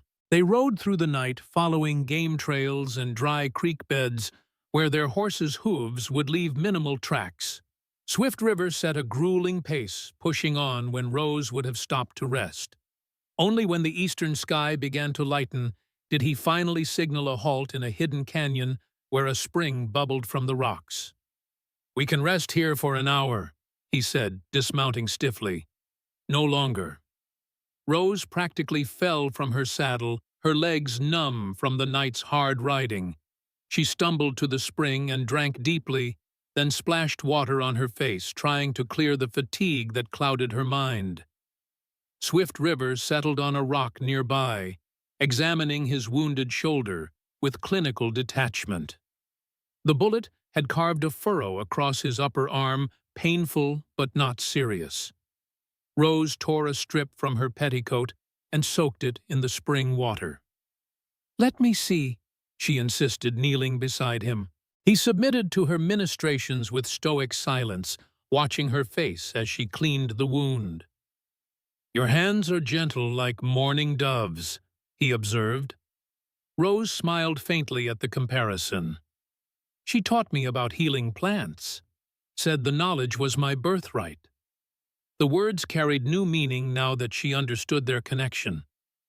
"She was wise, your grandmother," Swift River said, "a keeper of the old ways, the old stories." "Tell me about her," Rose requested, binding his shoulder with the makeshift bandage. "About my mother, too. I want to understand." Swift River was silent for a moment, organizing his thoughts. "Mourning Dove was sister to my father, Walking Thunder, a respected medicine man among the Kotsoteca band. Your mother was born in the summer camp by the Big River when the buffalo were plentiful. They named her White Dove's daughter for her mother's white streak in her black hair." Rose tried to imagine it. Her mother as a Comanche child running free across the plains, learning the ways of her people. So different from the refined, educated woman she had known. She was taken when she was 7 summers old. Swift River continued, his voice low with old sorrow. Raiders attacked the summer camp while the warriors were hunting. Many women and children were captured. Mourning Dove searched for years, carrying her daughter's hair token, asking travelers if they had seen a girl with hair like fire. "And my father," Rose prompted. "How did they meet?" "He was a doctor at the mission school, where she was sent after being purchased from her captors. He taught her to read, to speak proper English. He gave her the name Margaret." Swift River's expression softened. Mourning Dove said they loved each other truly. He respected the Comanche ways, even learned some of our language. When they married and moved to the frontier, your mother maintained connections with our people, trading medicines, sharing knowledge. This aligned with Rose's childhood memories, traders visiting their homestead, speaking languages she hadn't understood then, her mother disappearing into the woods, returning with plants and roots for her medicine chest. And Eagle's shadow. Why does he hate her, me, so much? Swift River's face darkened. Eagle's shadow believes the mixing of blood weakens our people. He saw your mother's return to frontier life as betrayal. And now you... He hesitated. There is an old prophecy among our people that a child of 2 bloods would rise when the people faced their greatest threat. This child would either lead them to salvation or destruction. "And he believes I'm this child?" Rose asked incredulously. "Many do," Swift River confirmed, "including Grey Wolf and the elders. Your unusual coloring, your facility with our language, the circumstances of your survival. These things are seen as signs. Rose shook her head, overwhelmed. I don't believe in prophecies. I'm just me. Perhaps that is enough, Swift River replied cryptically. He stood stretching his tall frame. We should move. Black Mesa is still half a day's ride, and Stone Hand's warriors will be hunting us. They mounted fresh horses and continued northeast, the terrain growing increasingly rugged as they approached the broken country near Black Mesa. The stark beauty of the land seized Rose's attention. Towering red rock formations thrust up from the earth like the spines of ancient beasts, juniper and piñon pine, clinging tenaciously to seemingly barren slopes, hawks circling lazily in the clear blue sky. This was Comanche land, and for the first time Rose allowed herself to feel a connection to it. Not as an intruder or an interpreter, but as someone whose blood carried its memory. Had her mother felt this same connection even after years living among the whites? Had it called to her in dreams, as it sometimes had to? Rose. By midday, they had reached the base of Black Mesa, a massive table of dark stone rising abruptly from the surrounding plains. Swift River led them to a hidden trail that zigzagged up the steep eastern face, barely wide enough for their horses to navigate single file. Eagle's shadow camps on the mesa top, he explained as they climbed.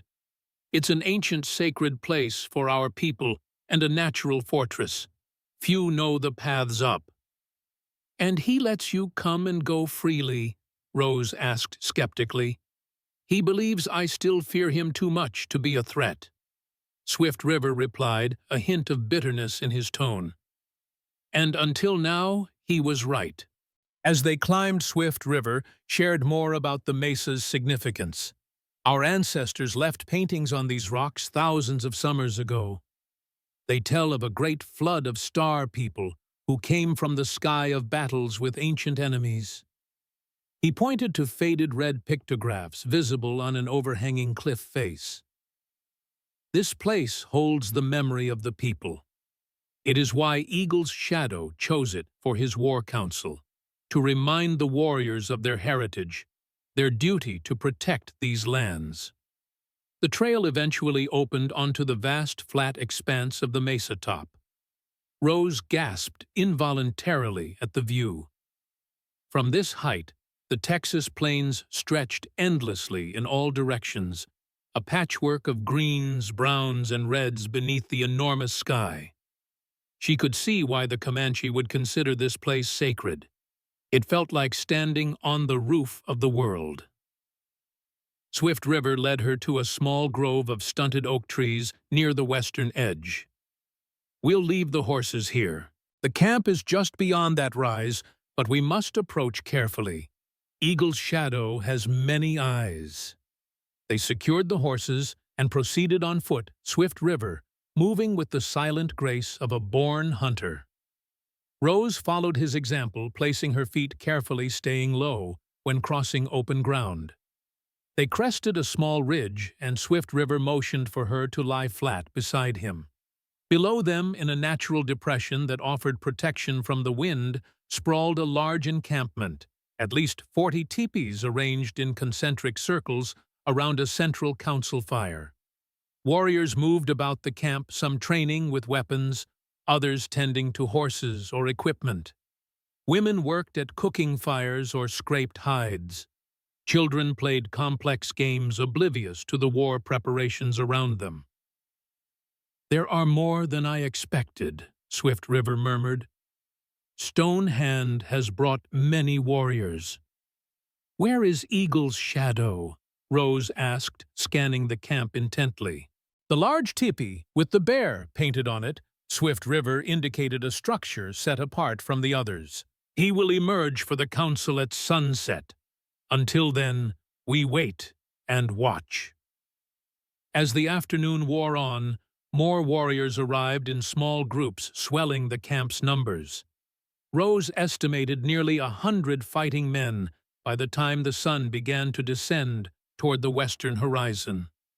If they all rode against Fort Davis, The garrison would be hard-pressed to defend itself, even with reinforcements. "Look!" Swift River whispered suddenly, gripping her arm. "By the eastern approach." Rose shifted her position slightly to see where he indicated.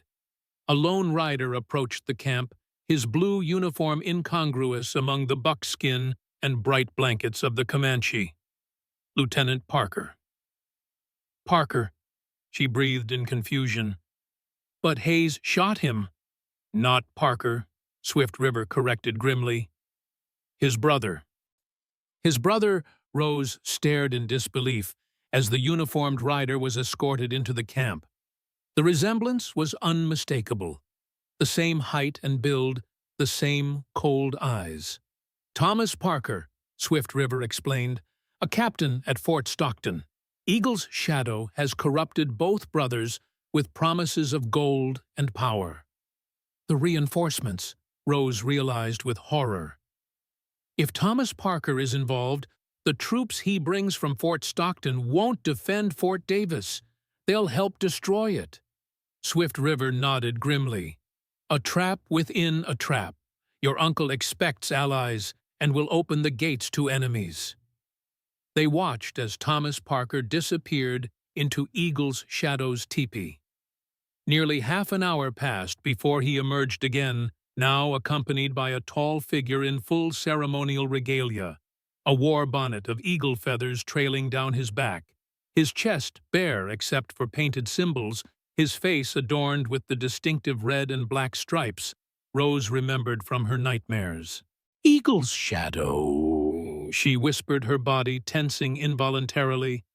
Beside her, Swift River nodded. "And now you see why I could not kill him alone. He is never without guards, even when he appears to be." Rose surveyed the camp with a tactician's eye. Swift River was right. Even now she could identify at least 6 warriors positioned strategically around their leader, watching for threats. A frontal attack would be suicide. "We need to hear what they're planning," she decided. "Is there a way to get closer?" Swift River considered this. "There is a gully that runs near the council fire. If we circle around and approach from the south, we might get close enough to hear without being seen." "Then that's what we do," Rose said, her voice hardening with resolve. "I didn't come this far to wait and watch." They retreated from their observation point and made a wide circle around the camp, using the lengthening shadows to conceal their movements. The southern approach was steeper, the ground rockier, requiring careful navigation to avoid dislodging stones that might betray their presence. The gully Swift River had mentioned proved to be a dry stream bed that had cut its way through the mesa's surface, creating a natural trench that approached within 30 yards of the council fire. By the time they worked their way into position, the council was already underway, with Eagle's Shadow standing at the center of a circle of seated warriors. "2 days we have waited," he was saying in Comanche, his voice carrying clearly in the still evening air. "2 days while our brothers joined us. Now we are strong enough to strike a blow that will echo across the plains." Stonehand stood, his hawkish features severe in the firelight. "Grey Wolf suspects. He may have warned the whites." "It matters not." Eagle's Shadow dismissed the concern with a wave of his hand. "Our brother in the blue coat tells us the fort prepares for an attack 2 days from now. They do not expect us tomorrow at dawn." Captain Parker stood apart from the circle, his face unreadable as Eagle's Shadow translated his intelligence for the gathered warriors. Rose felt a surge of disgust at the officer's betrayal. How many lives would be lost because of his treachery? "The attack must be swift and complete," Eagle's Shadow continued. "No survivors to carry tales. When Fort Davis falls, the other white settlements will follow, and the soldiers will abandon this land as they did before." A murmur of approval ran through the assembled warriors. Rose glanced at Swift River, whose face had hardened into a mask of controlled rage. This was not the honorable warfare of the old Comanche way. This was wholesale slaughter planned with cold precision. "There is one more matter," Eagle's shadow announced, his voice taking on a different tone. "Stone Hand brings word that my brother, Swift River, has betrayed us to the whites. And not alone. He travels with the red-haired woman from the fort." Rose froze, her blood turning to ice. Parker stepped forward, addressing Eagle's shadow directly. "Rose Thornhill, Colonel Whitlock's niece. She disappeared from our camp last night." "She is more than that," Eagle's shadow replied, switching to English for Parker's benefit. "She is the one the old prophecy speaks of, the child of two bloods. She must be found and killed before she can fulfill her destiny." Parker frowned. "She's just an interpreter. Useful, but hardly a threat." Eagle's shadow turned to him, his painted face severe. "Do not presume to understand our ways, Bluecoat. The woman has power she does not yet know. My brother has taken her to teach her this power. If she remembers who she truly is, all our plans may fail." Rose felt Swift River's hand close around her arm, pulling her back from their observation point. "We've heard enough," he whispered urgently. "We must go, now." They retreated as silently as they had come, but Rose's mind was racing. Eagle's shadow truly believed she posed some mystical threat to his plans, believed it enough to make her a special target beyond the general slaughter he intended at Fort Davis. When they reached the horses, Swift River wasted no time. "We must reach the fort before they do. Warn your people. Even if we ride through the night, they'll be right behind us," Rose argued. "And there are too many warriors. The fort can't hold against those numbers, not with traitors opening the gates." "What would you suggest?" Swift River asked, genuinely curious. Rose thought quickly, drawing on years of listening to her uncle's military strategies. "We need to delay them. Give the fort more time to prepare." "How?" A dangerous plan formed in Rose's mind. "Their horses. Without mounts, they can't attack at dawn." Swift River stared at her for a long moment, then nodded slowly, a gleam of admiration in his dark eyes. "It would work, but it would mean getting back into the camp, past sentries who are already watching for us." "You said I was Comanche," Rose replied, a fierce determination rising within her. "Time to prove it." Swift River's scarred face broke into an unexpected smile, the first true smile she had seen from him. "Morning Dove would be proud," he said softly. "Your mother, too." For the first time since learning of her heritage, Rose felt a sense of rightness, of belonging. She was not just Rose Thornhill, orphaned settler girl, nor was she simply White Dove's granddaughter, the prophesied child. She was both and neither, forging her own path between worlds just as her mother had before her. And tonight, that path led straight through the heart of Eagle's Shadow's camp in a desperate gambit to save both her worlds from destruction. Under the cover of full darkness, Rose and Swift River circled back to the eastern edge of the mesa where the Comanche had established their horse herd. Nearly 200 animals picketed in a natural corral formed by boulders with a narrow entrance guarded by 2 young warriors. "The guards change at moonrise," Swift River explained as they lay concealed. "There will be a moment between shifts. That's when we move." Rose nodded, her nerves humming with anticipation. Their plan was audacious: to stampede the entire herd off the mesa, delaying the attack on Fort Davis by forcing warriors to recapture their mounts or proceed on foot. "What about Captain Parker?" she asked. "He left an hour ago," Swift River replied, "riding hard for the fort to maintain his cover. But if we succeed here, it won't matter."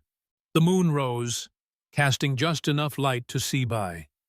As predicted, the young guards began preparing to leave their post, looking toward the camp for their replacements. "Now," Swift River breathed, "follow me exactly." They slipped from their hiding place and moved swiftly to the corral. The horses shifted nervously as they approached. Swift River made a soft, nickering sound, calming them as he and Rose worked their way toward the entrance. "When I give the signal, fire your pistol and scream," he instructed. "Then ride for the eastern trail. Don't wait for me." "What about you?" Rose whispered. "I'll be right behind you. Someone needs to make sure the herd goes over the edge." Swift River moved deeper into the herd, speaking softly to the animals in Comanche. Rose positioned herself near the entrance pistol, ready, heart pounding. From the direction of the camp came voices, the replacement guards approaching. Swift River's voice carried across the darkness. "Now." Rose fired her pistol, the report shattering the night's silence like thunder. She screamed with a ferocity that surprised even her. The effect was immediate. The horses reared and plunged in panic, led stallions bolting for the entrance where they formed an unstoppable stream. Rose leapt aside as the herd thundered past. The guards shouted in alarm, diving for cover to avoid being trampled. Swift River appeared beside her. "Run!" he shouted above the din. "To the horses!" They sprinted to their mounts as the camp erupted into chaos. Warriors emerged from teepees shouting as they realized what was happening. Rose and Swift River mounted and wheeled toward the eastern trail as arrows whistled through the darkness. The stampeding herd had already found the trail funneling down the narrow path in a headlong rush. "Stay close!" Swift River called as they plunged into the maelstrom, their horses fighting to maintain footing on the treacherous descent. Rose had never experienced anything like it. The terror and exhilaration of riding amid a stampede down a trail barely wide enough for two horses in near-total darkness. One misstep meant death beneath the hooves of panicked animals. Yet, they maintained control, guiding their mounts through the crush emerging at the mesa's base in a thunder of hooves and dust. The herd scattered across the plain, disappearing into the night. "We did it!" Rose gasped when they'd put several miles between themselves and Black Mesa. Swift River nodded satisfaction in his expression. "It will take them days to recover enough horses. We've bought time for your fort." "Then let's not waste it," Rose said, turning her horse south. They pushed on through the night, driving their mounts to the limits of endurance. By dawn, they had covered nearly 40 miles, but the horses were faltering. They stopped briefly at a stream to rest the animals. "We can't keep this pace," Swift River observed. "The horses will die beneath us." "We don't have a choice," Rose argued. "Parker has had hours to reach the fort. By now, he'll have turned them against us." Swift River studied her face in the growing light. "And what truth will you tell them, Rose Thornhill? That you are Comanche as well as white? That you conspired with me to stampede Eagle's Shadow's horses?" Rose had no illusions about how her actions would be perceived. Deserting her post, disappearing with a Comanche warrior, returning with accusations against a trusted officer. Who would believe her? She touched her mother's locket for courage. "I have to try. Too many lives are at stake." Swift River nodded, as if her answer confirmed something he already knew. "Then we continue, but more carefully." They established a rhythm of alternating trot and walk, covering ground steadily. By mid-afternoon, they could see the Davis Mountains in the distance. "We should reach the fort by nightfall," Rose calculated, hope rising in her chest. Swift River frowned, scanning the horizon behind them. "We're being followed." Rose turned, shading her eyes against the sun. Far behind them, a plume of dust marked riders moving fast, at least a dozen by the size of the dust cloud. "Eagle's Shadow," she breathed. "He must have gathered enough horses for a small party." "Hunting us, not the fort," Swift River confirmed grimly. He wants you dead before you can reach safety." They pushed their tired horses harder, knowing it was now a race for their lives. As the sun descended, Fort Davis finally came into view. Its stone and adobe buildings nestled in the protective canyon, the American flag flying above. "They've closed the gates," Rose observed with alarm, a clear sign that Parker had arrived with warnings. "They're preparing for attack," Swift River said. "Your captain has told them I captured you." "Then I'll have to convince them otherwise."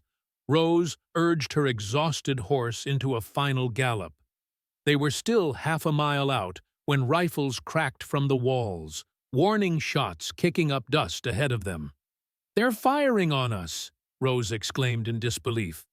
"On me," Swift River corrected.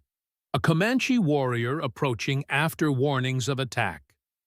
Rose tore a strip from her petticoat, waving it above her head as a white flag. "I'll go first. Stay behind me." Before Swift River could protest, she urged her horse forward. "Don't shoot," she called. "It's Rose Thornhill." Her uncle's voice responded, "Advance slowly, Miss Thornhill. Alone." Rose turned to Swift River. "Wait here. Let me speak to them first." He shook his head. "If I stay, Eagle's Shadow's warriors will find me. Circle around, stay hidden, until I can convince them you're an ally." Swift River's dark eyes held hers. "Be careful, Rose Thornhill. Not all enemies wear war paint." With that, he wheeled his horse toward a nearby arroyo, disappearing from sight.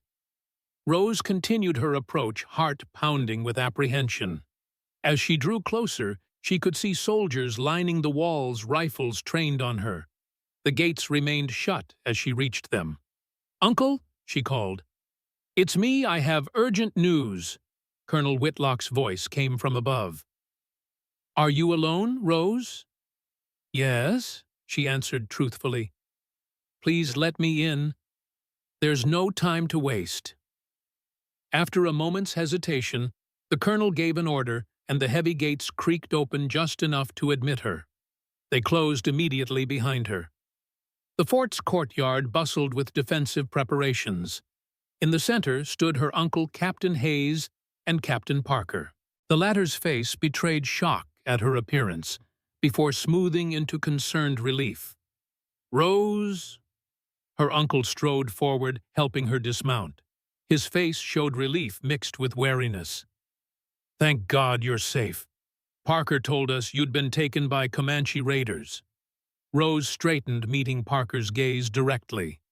"Captain Parker lied to you, Uncle. He's working with Eagle's Shadow. I've seen them together, planning the attack on this fort." A stunned silence followed her accusation, broken by Parker's incredulous laugh. "Colonel, she's clearly been traumatized by her captivity." "I wasn't captured," Rose insisted. "I left Captain Hayes' camp with Swift River, a Comanche warrior who opposes Eagle's Shadow. He took me to Black Mesa, where I saw Parker meeting with Eagle's Shadow." Hayes stepped forward. "She's telling the truth, Colonel. Lieutenant Parker, Thomas's brother William, betrayed us. He died trying to deliver us into an ambush." Parker's face hardened. "My brother is dead, killed by these savages."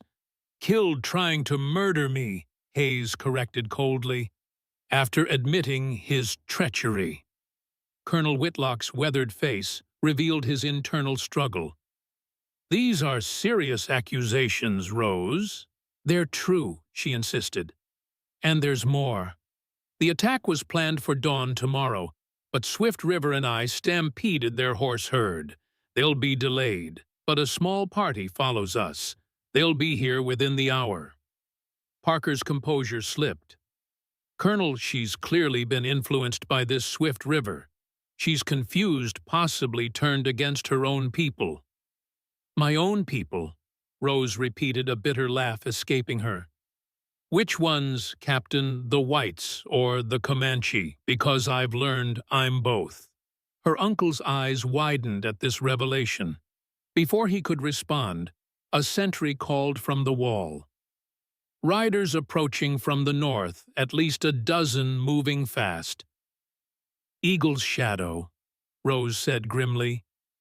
He's come for me specifically. So Colonel Whitlock hesitated only a moment before barking orders. Hayes, man the north wall. Double the guards. No one fires without my command. To Rose, he said quietly, we'll discuss everything later. Uncle, wait. Rose caught his arm. Swift River is out there. He helped me escape, brought me this warning. He's an ally. A Comanche, an ally. Parker's voice dripped with skepticism. Enough, Captain. Whitlock cut him off. Take your position on the east wall. As Parker moved away, Rose lowered her voice. Don't trust him, Uncle. Watch him carefully. The colonel searched her face, then nodded almost imperceptibly before turning to coordinate the fort's defense. Rose climbed to the north wall, where she could see the approaching riders. 13 warriors led by a figure in a war bonnet with the distinctive red and black face paint that had haunted her nightmares. The warriors spread out in a semicircle beyond rifle range, not attacking directly, but preventing escape. A siege was beginning. Colonel Whitlock joined her, studying the formation with experienced eyes. They're waiting for something.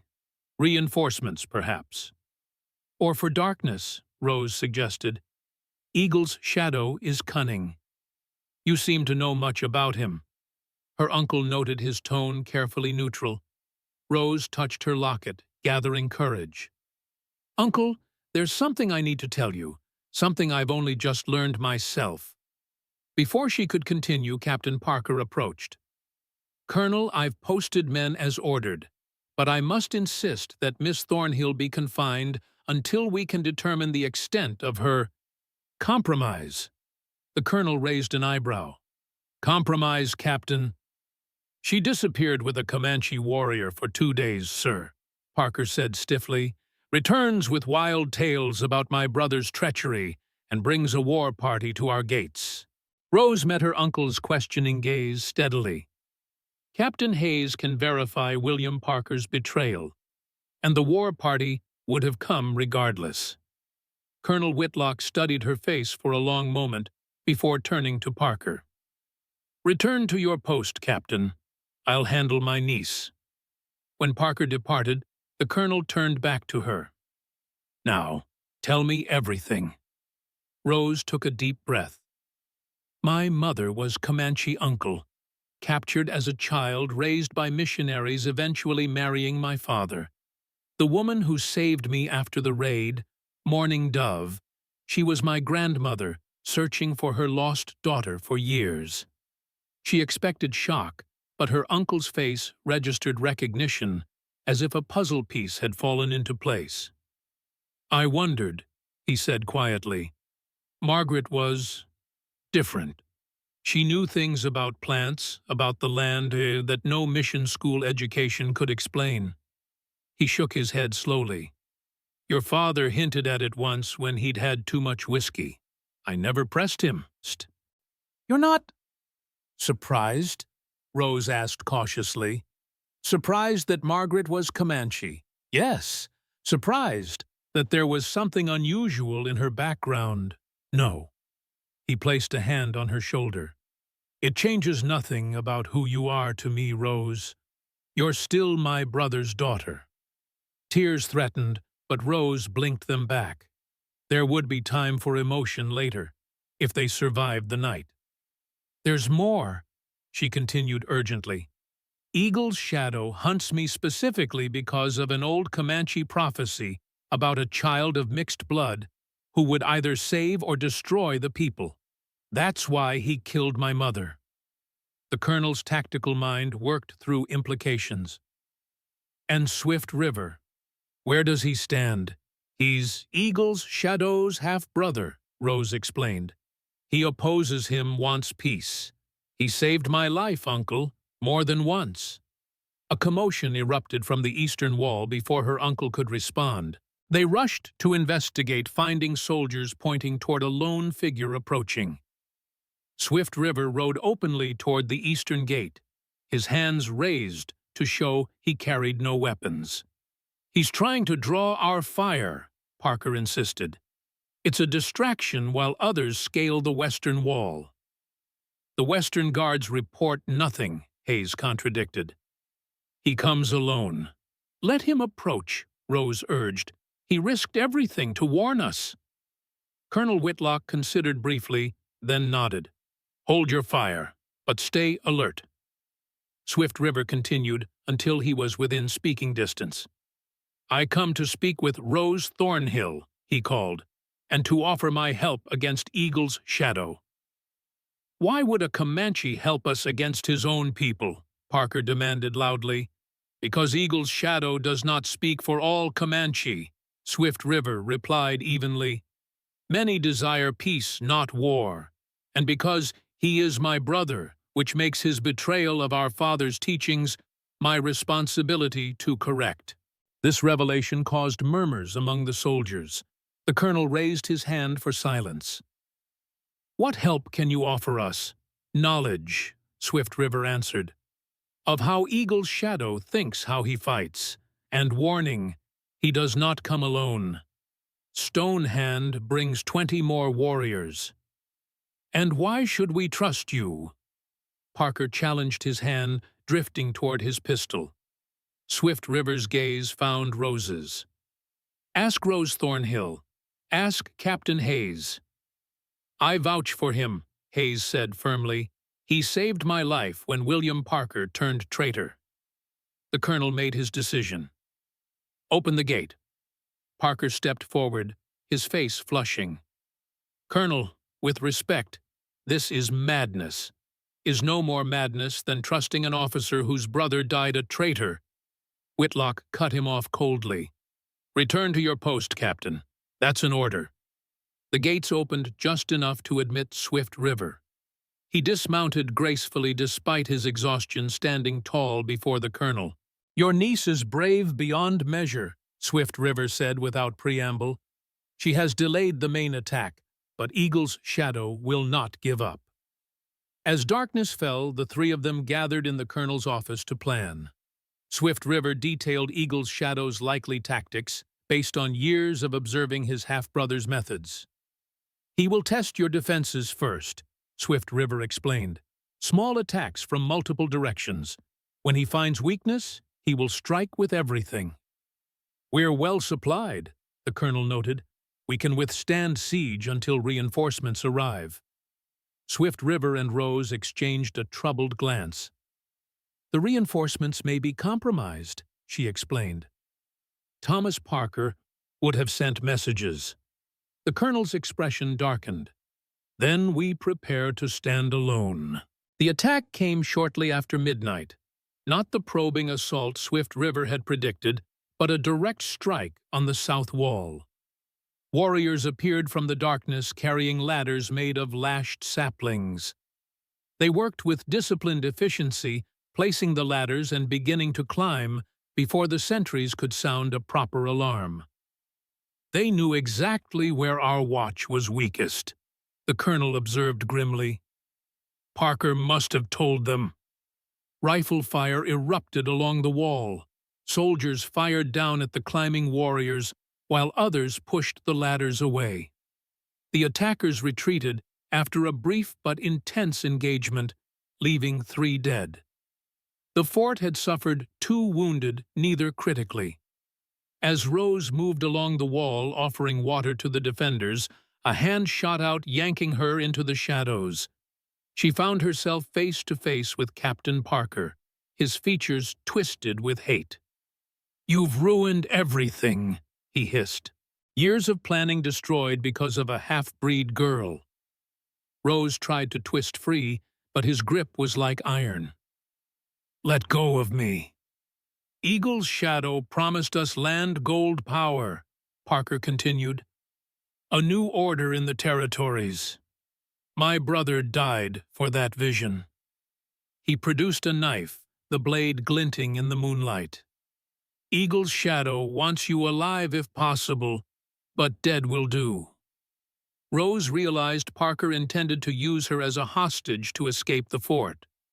Her hand moved to her side, but her father's pistol was gone, left in the colonel's office.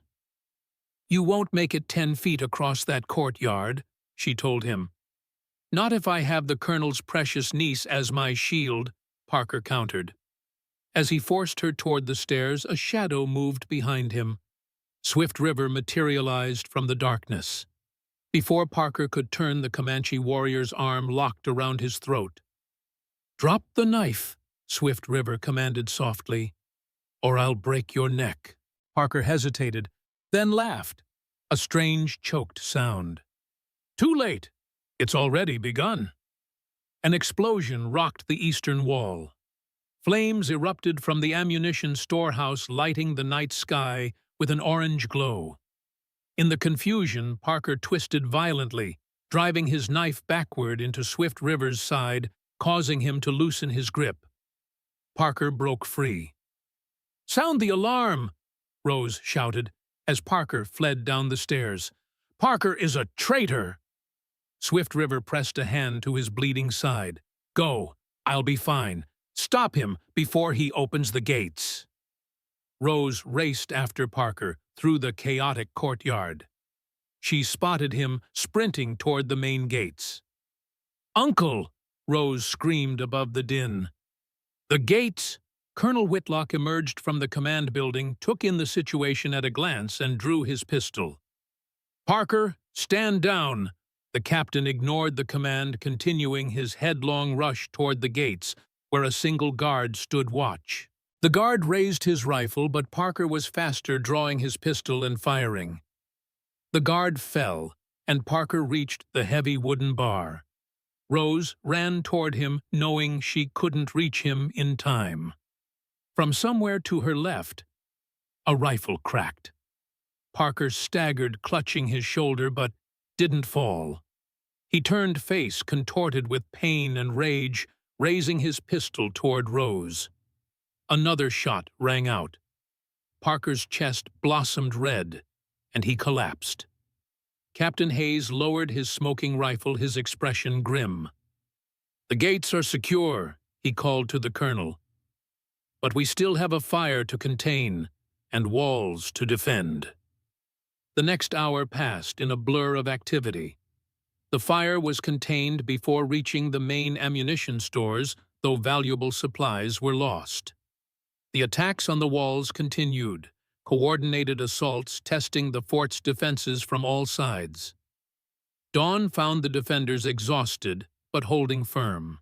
The attacks had ceased with the light, but Eagle's Shadow's warriors remained visible on the surrounding ridges. Rose found Swift River on the north wall, his side bandaged, but his attention focused on the Comanche positions. "He's waiting for something," Swift River observed. "Reinforcements, perhaps." "How bad is your wound?" Rose asked, noting the blood seeping through his bandages. "I've had worse," he replied, though his eyes belied his casual tone. Colonel Whitlock approached, his uniform dusty, but his bearing commanding. "Parker is dead. His quarters have been searched. We found correspondence revealing his arrangement with Eagle's Shadow. Gold and land in exchange for the fort." "And Captain Hayes?" Rose asked. "He's the one who decoded the messages," her uncle confirmed. "His loyalty is beyond question now." As the day progressed, tension built within the fort. Defenses were reinforced. Ammunition distributed, water barrels filled.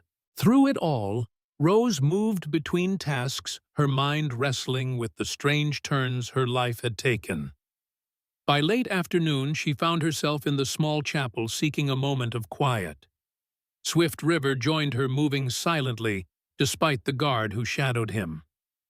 "Your thoughts are troubled," he observed. "I'm between worlds," she admitted. "Not fully of either." He stood beside her. "That is your strength, not your weakness. The prophecy speaks of one who stands between, who can see with both eyes, hear with both ears, understand with both minds." "What exactly does this prophecy say?" Rose asked. "You've never told me the whole of it." Swift River was silent a moment, organizing his thoughts. "It came to our people generations ago when the first white men appeared. A great medicine man had a vision during the sun dance. He saw a time when the people would face their greatest challenge, not just to their lands or bodies, but to their very soul." Monday Spoonsweep's choirs took on the cadence of storytelling. He saw two paths. On one, the people fought and died clinging to old ways until none remained. On the other, they found a new way forward, not surrender, but adaptation. Standing at the fork between these paths was a child of two bloods carrying the wisdom of both peoples in a single heart. And this child would lead the people to salvation, Rose asked. Or destruction, Swift River reminded her. The prophecy says only that this child would stand at the crossroads, not which path would be chosen. So the choice remains mine, Rose mused. As it was my mother's. Swift River nodded. Each generation must make its own choice. Before Rose could respond, Captain Hayes burst in. "They're coming! A full attack from all sides! Stonehand's band has arrived." The attack was unlike anything Fort Davis had faced. Warriors charged from all directions simultaneously, using the setting sun to shield their approach from the western wall. They carried not only traditional weapons, but rifles. Many Army issue likely supplied by the Parker brothers over months of treachery. Rose found herself on the eastern wall beside Swift River, and Hayes firing her father's pistol when warriors came within range. The defenders were outnumbered, but held the advantage of position. "There," Swift River said, pointing to a figure on horseback, directing the assault on the southern wall. "Eagle's shadow." Rose's breath caught at the sight of her mother's killer. Even at this distance, she could make out the distinctive red and black face paint the eagle feathers the commanding presence. "He's staying back," Hayes observed bitterly. "No," Swift River corrected. "He's waiting. This is not the real attack yet." A horn sounded from the western ridge. The warriors suddenly fell back, regrouping beyond rifle range. A silence fell over the battlefield. "What are they doing?" Colonel Whitlock demanded, joining them. "The final test," Swift River replied grimly. "They will offer terms." A lone rider approached the fort carrying a lance with a white cloth. He reined in his horse within speaking distance. "I bring words from Eagle's shadow," the warrior called in halting English. "He offers life to all within these walls if you deliver the red-haired woman to him. Refuse, and all will die when the fort falls. And we're to trust the word of a man who conspired with traitors," Colonel Whitlock called back. "Tell Eagle's shadow that Fort Davis does not surrender its own. Not now, not ever." The messenger shrugged. "Then prepare for death. The attack comes with the rising of the moon." He wheeled his horse and galloped back. "He'll throw everything he has at us now," Swift River warned. "No more testing." "Then we'll be ready," the colonel replied. "Every man to his post." As the defenders moved to their positions, Rose caught Swift River's arm. "There's another way," she said quietly. He studied her face, understanding dawning. "No, too dangerous." "It's the only way to end this," Rose insisted. "Eagle's shadow won't stop until he has me or the fort falls. Too many have died already." "What are you suggesting?" Hayes asked, overhearing. Rose took a deep breath. "I go to him, voluntarily, but not to surrender." "Absolutely not," her uncle interjected. "I won't lose you too, Rose." "You won't," Rose assured him. "This ends tonight one way or another." Eagle's shadow believes the prophecy gives me power over his fate. Perhaps it's time to use that belief against him. Swift River's expression was troubled. To face him alone is to court death. Not alone, Rose countered. You'll come with me. A plan took shape. As darkness fell, Rose and Swift River would slip out of the fort, appearing to surrender to Eagle's Shadow's demands. While the Comanche leader focused on his supposed triumph, Captain Hayes would lead sharpshooters to positions on the surrounding ridges, giving them clear shots at Eagle's Shadow and his lieutenants. It's a gamble, Hayes acknowledged. But if we can take out Eagle's Shadow and Stone Hand, the others may lose heart. Without leadership, they may withdraw to regroup, Swift River added. Colonel Whitlock was the last to agree his concern for his niece warring with his responsibility for the fort. You'll have until midnight, he told Rose. If you haven't returned or signaled by then, we come for you. All of us. As twilight deepened, Rose prepared for what might be her final confrontation with the man who had haunted her nightmares for 12 years. She braided her copper hair in the Comanche-style Mourning Dove had taught her, pinned her mother's locket to her blouse, and checked her father's pistol before concealing it beneath her jacket.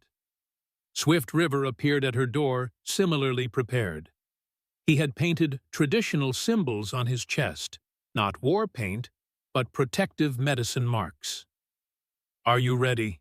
he asked simply. Rose nodded, a strange calm settling over her. "I've been preparing for this meeting since I was 8 years old."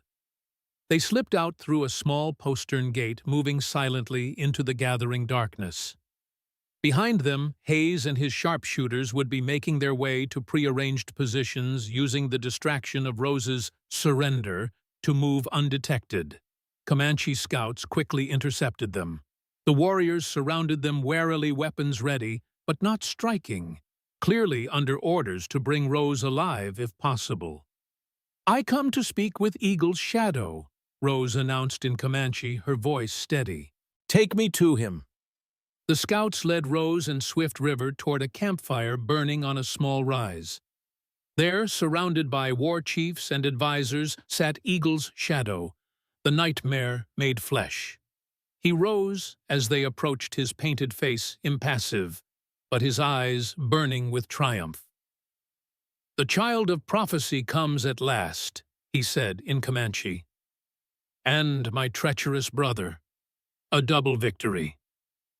Rose met his gaze without flinching. "I come to end this Eagle's Shadow. Too many have died already. Many more will die before the people are free," he replied, studying her with unsettling intensity. "Unless the prophecy is broken." "The prophecy says nothing about my death," Rose countered. "Only that I stand at the crossroads. The choice of path remains." "There is only one path," Eagle's Shadow declared flatly.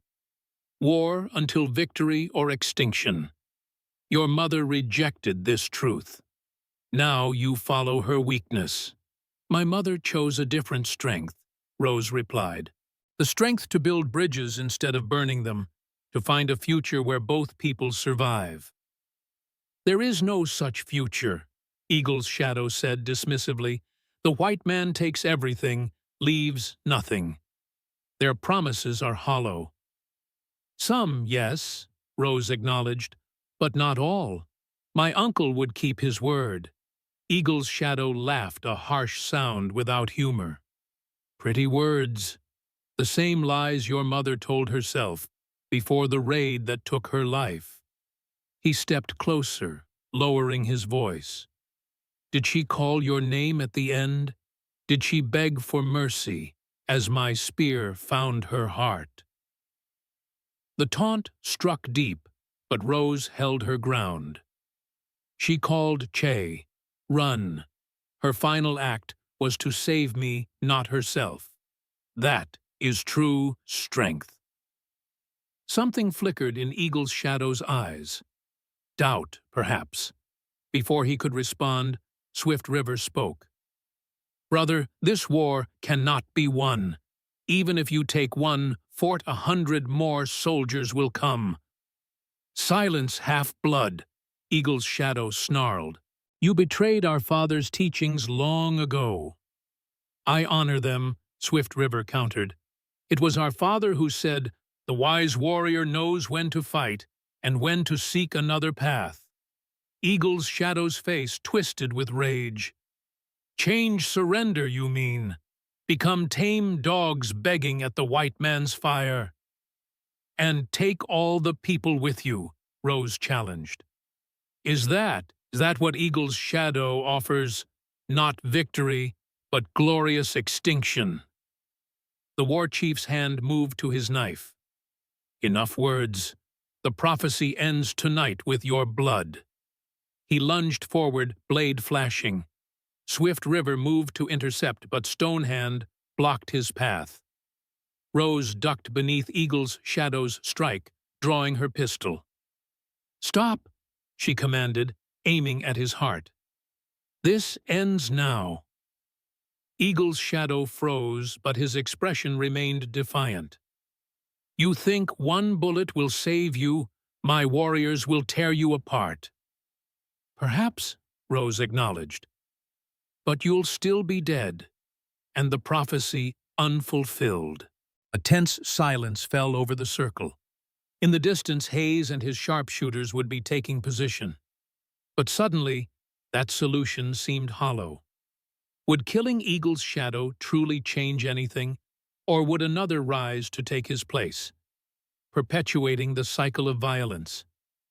"There is another way," she said quietly, lowering the pistol slightly. "A way that honors both sides of my heritage and yours." Eagle's shadow's eyes narrowed suspiciously. "What trick is this?" "No trick. A challenge." Rose holstered her pistol deliberately.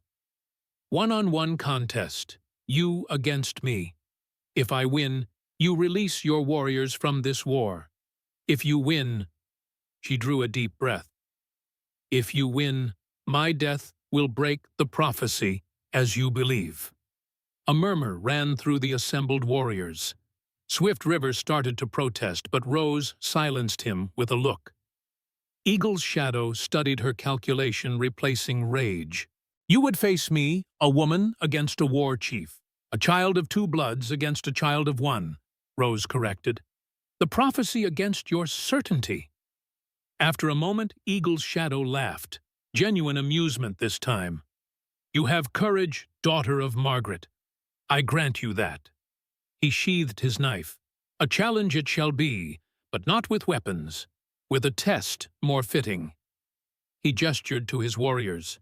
They brought forward 2 horses, wild mustangs barely broken, to saddle one, black as midnight, the other the color of desert sand. "The race of spirits," Eagle's shadow explained. "From here to the sacred mesa and back. No weapons, no interference. First to return claims victory." Rose recognized the test, a traditional challenge that proved connection to horse and land. The sacred mesa lay 5 miles each way across challenging terrain. "I accept," she said. Swift River moved to her side as preparations began. "This is dangerous. Eagle's shadow is a master rider, and these are wild horses." "Then I'll have to be faster and smarter," Rose replied, touching his arm. "This is the right path. I feel it." Warriors lined up to mark the starting point, others dispatched to verify the racers reached the mesa. Rose was given the sand-colored mare, a spirited animal, who tossed her head as Rose approached. "Tsaku-upuku," Rose murmured. "Be calm, horse," in Comanche. She stroked the mare's neck, feeling the trembling muscles beneath her hand. Eagle's shadow mounted his black stallion with practiced ease. Stonehand raised his lance. "To the sacred mesa and back. The spirits watch. May they favor the worthy." He brought the lance down sharply. "Ride!" Both horses leapt forward, thundering across the open ground. Rose leaned low over her mare's neck, feeling the powerful muscles working beneath her. Eagle's shadow pulled ahead, out in his greater weight and strength an advantage in the initial sprint. As they entered broken country, Rose began to find her rhythm with the mare. The horse responded to subtle cues, choosing surer footing than the stallion, allowing them to maintain speed where he had to slow. The night air rushed past the exhilaration of the ride, momentarily displacing everything else. This was freedom in its purest form, horse and rider moving as one across land that belonged to neither and both. Eagle's shadow glanced back, surprise evident as he saw Rose gaining. He urged his stallion faster, taking risks on increasingly rough terrain. The mesa loomed ahead, its dark bulk rising like an island in a silver sea. They reached the base nearly neck and neck. Warriors stationed there marked the turning point. Eagle's shadow wheeled his horse sharply, gaining a slight lead as they started back. But the return journey was largely downhill, favoring Rose's lighter weight and her mare's surer footing. As they thundered back across the broken ground, Rose began to understand what the race truly represented. Not just a contest of skill, but a choice of approaches. Eagle's shadow rode with domination, forcing his will upon his mount, taking the direct path regardless of risk. Rose rode with partnership, working with her horse's instincts, finding the flow of the land. Bridge building versus wall making. Adaptation versus rigid tradition. The very choice at the heart of the prophecy. The final stretch opened before them.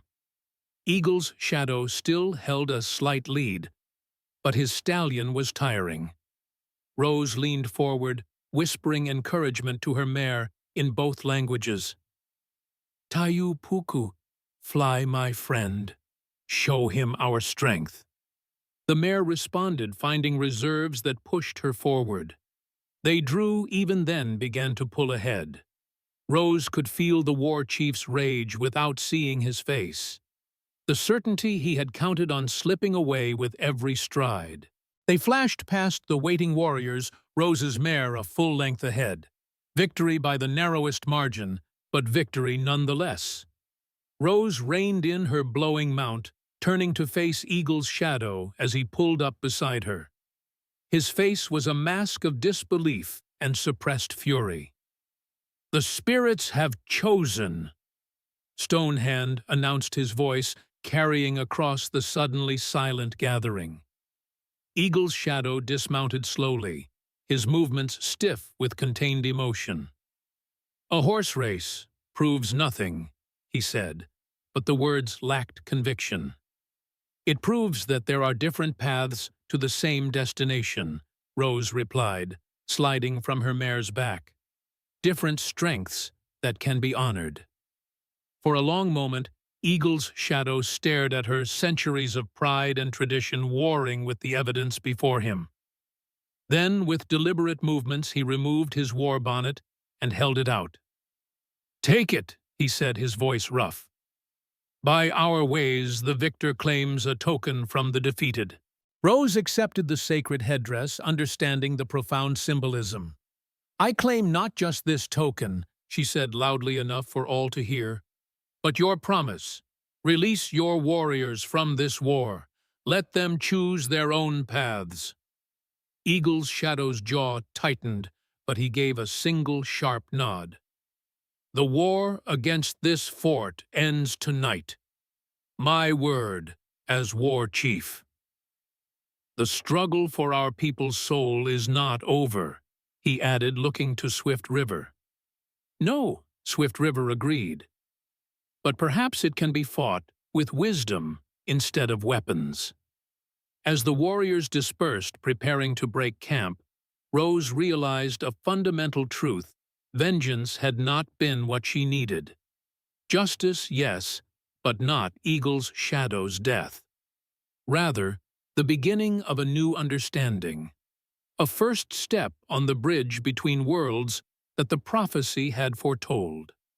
She looked toward Fort Davis, where lanterns still burned along the walls. Hayes and his sharpshooters would be wondering why the signal never came. They couldn't understand what had transpired, a victory more profound than bullets could achieve. "Come," Swift River said, appearing at her side. "Let us return before your uncle leads a charge to rescue you." Rose nodded, casting one last glance at Eagle's shadow. He stood alone now, stripped of his war bonnet, watching her with unreadable eyes. Not defeated entirely, but changed, as was she. As they walked back toward Fort Davis under the brilliant Texas stars, Rose carried her mother's locket in one hand and Eagle's Shadow's war bonnet in the other, symbols of the two bloods that flowed in her veins, the two worlds she would forever bridge. The prophecy had been fulfilled not through destruction, but through understanding. Morning would bring a new dawn for both peoples, if they chose to nurture what had begun this night beneath the ancient watching stars.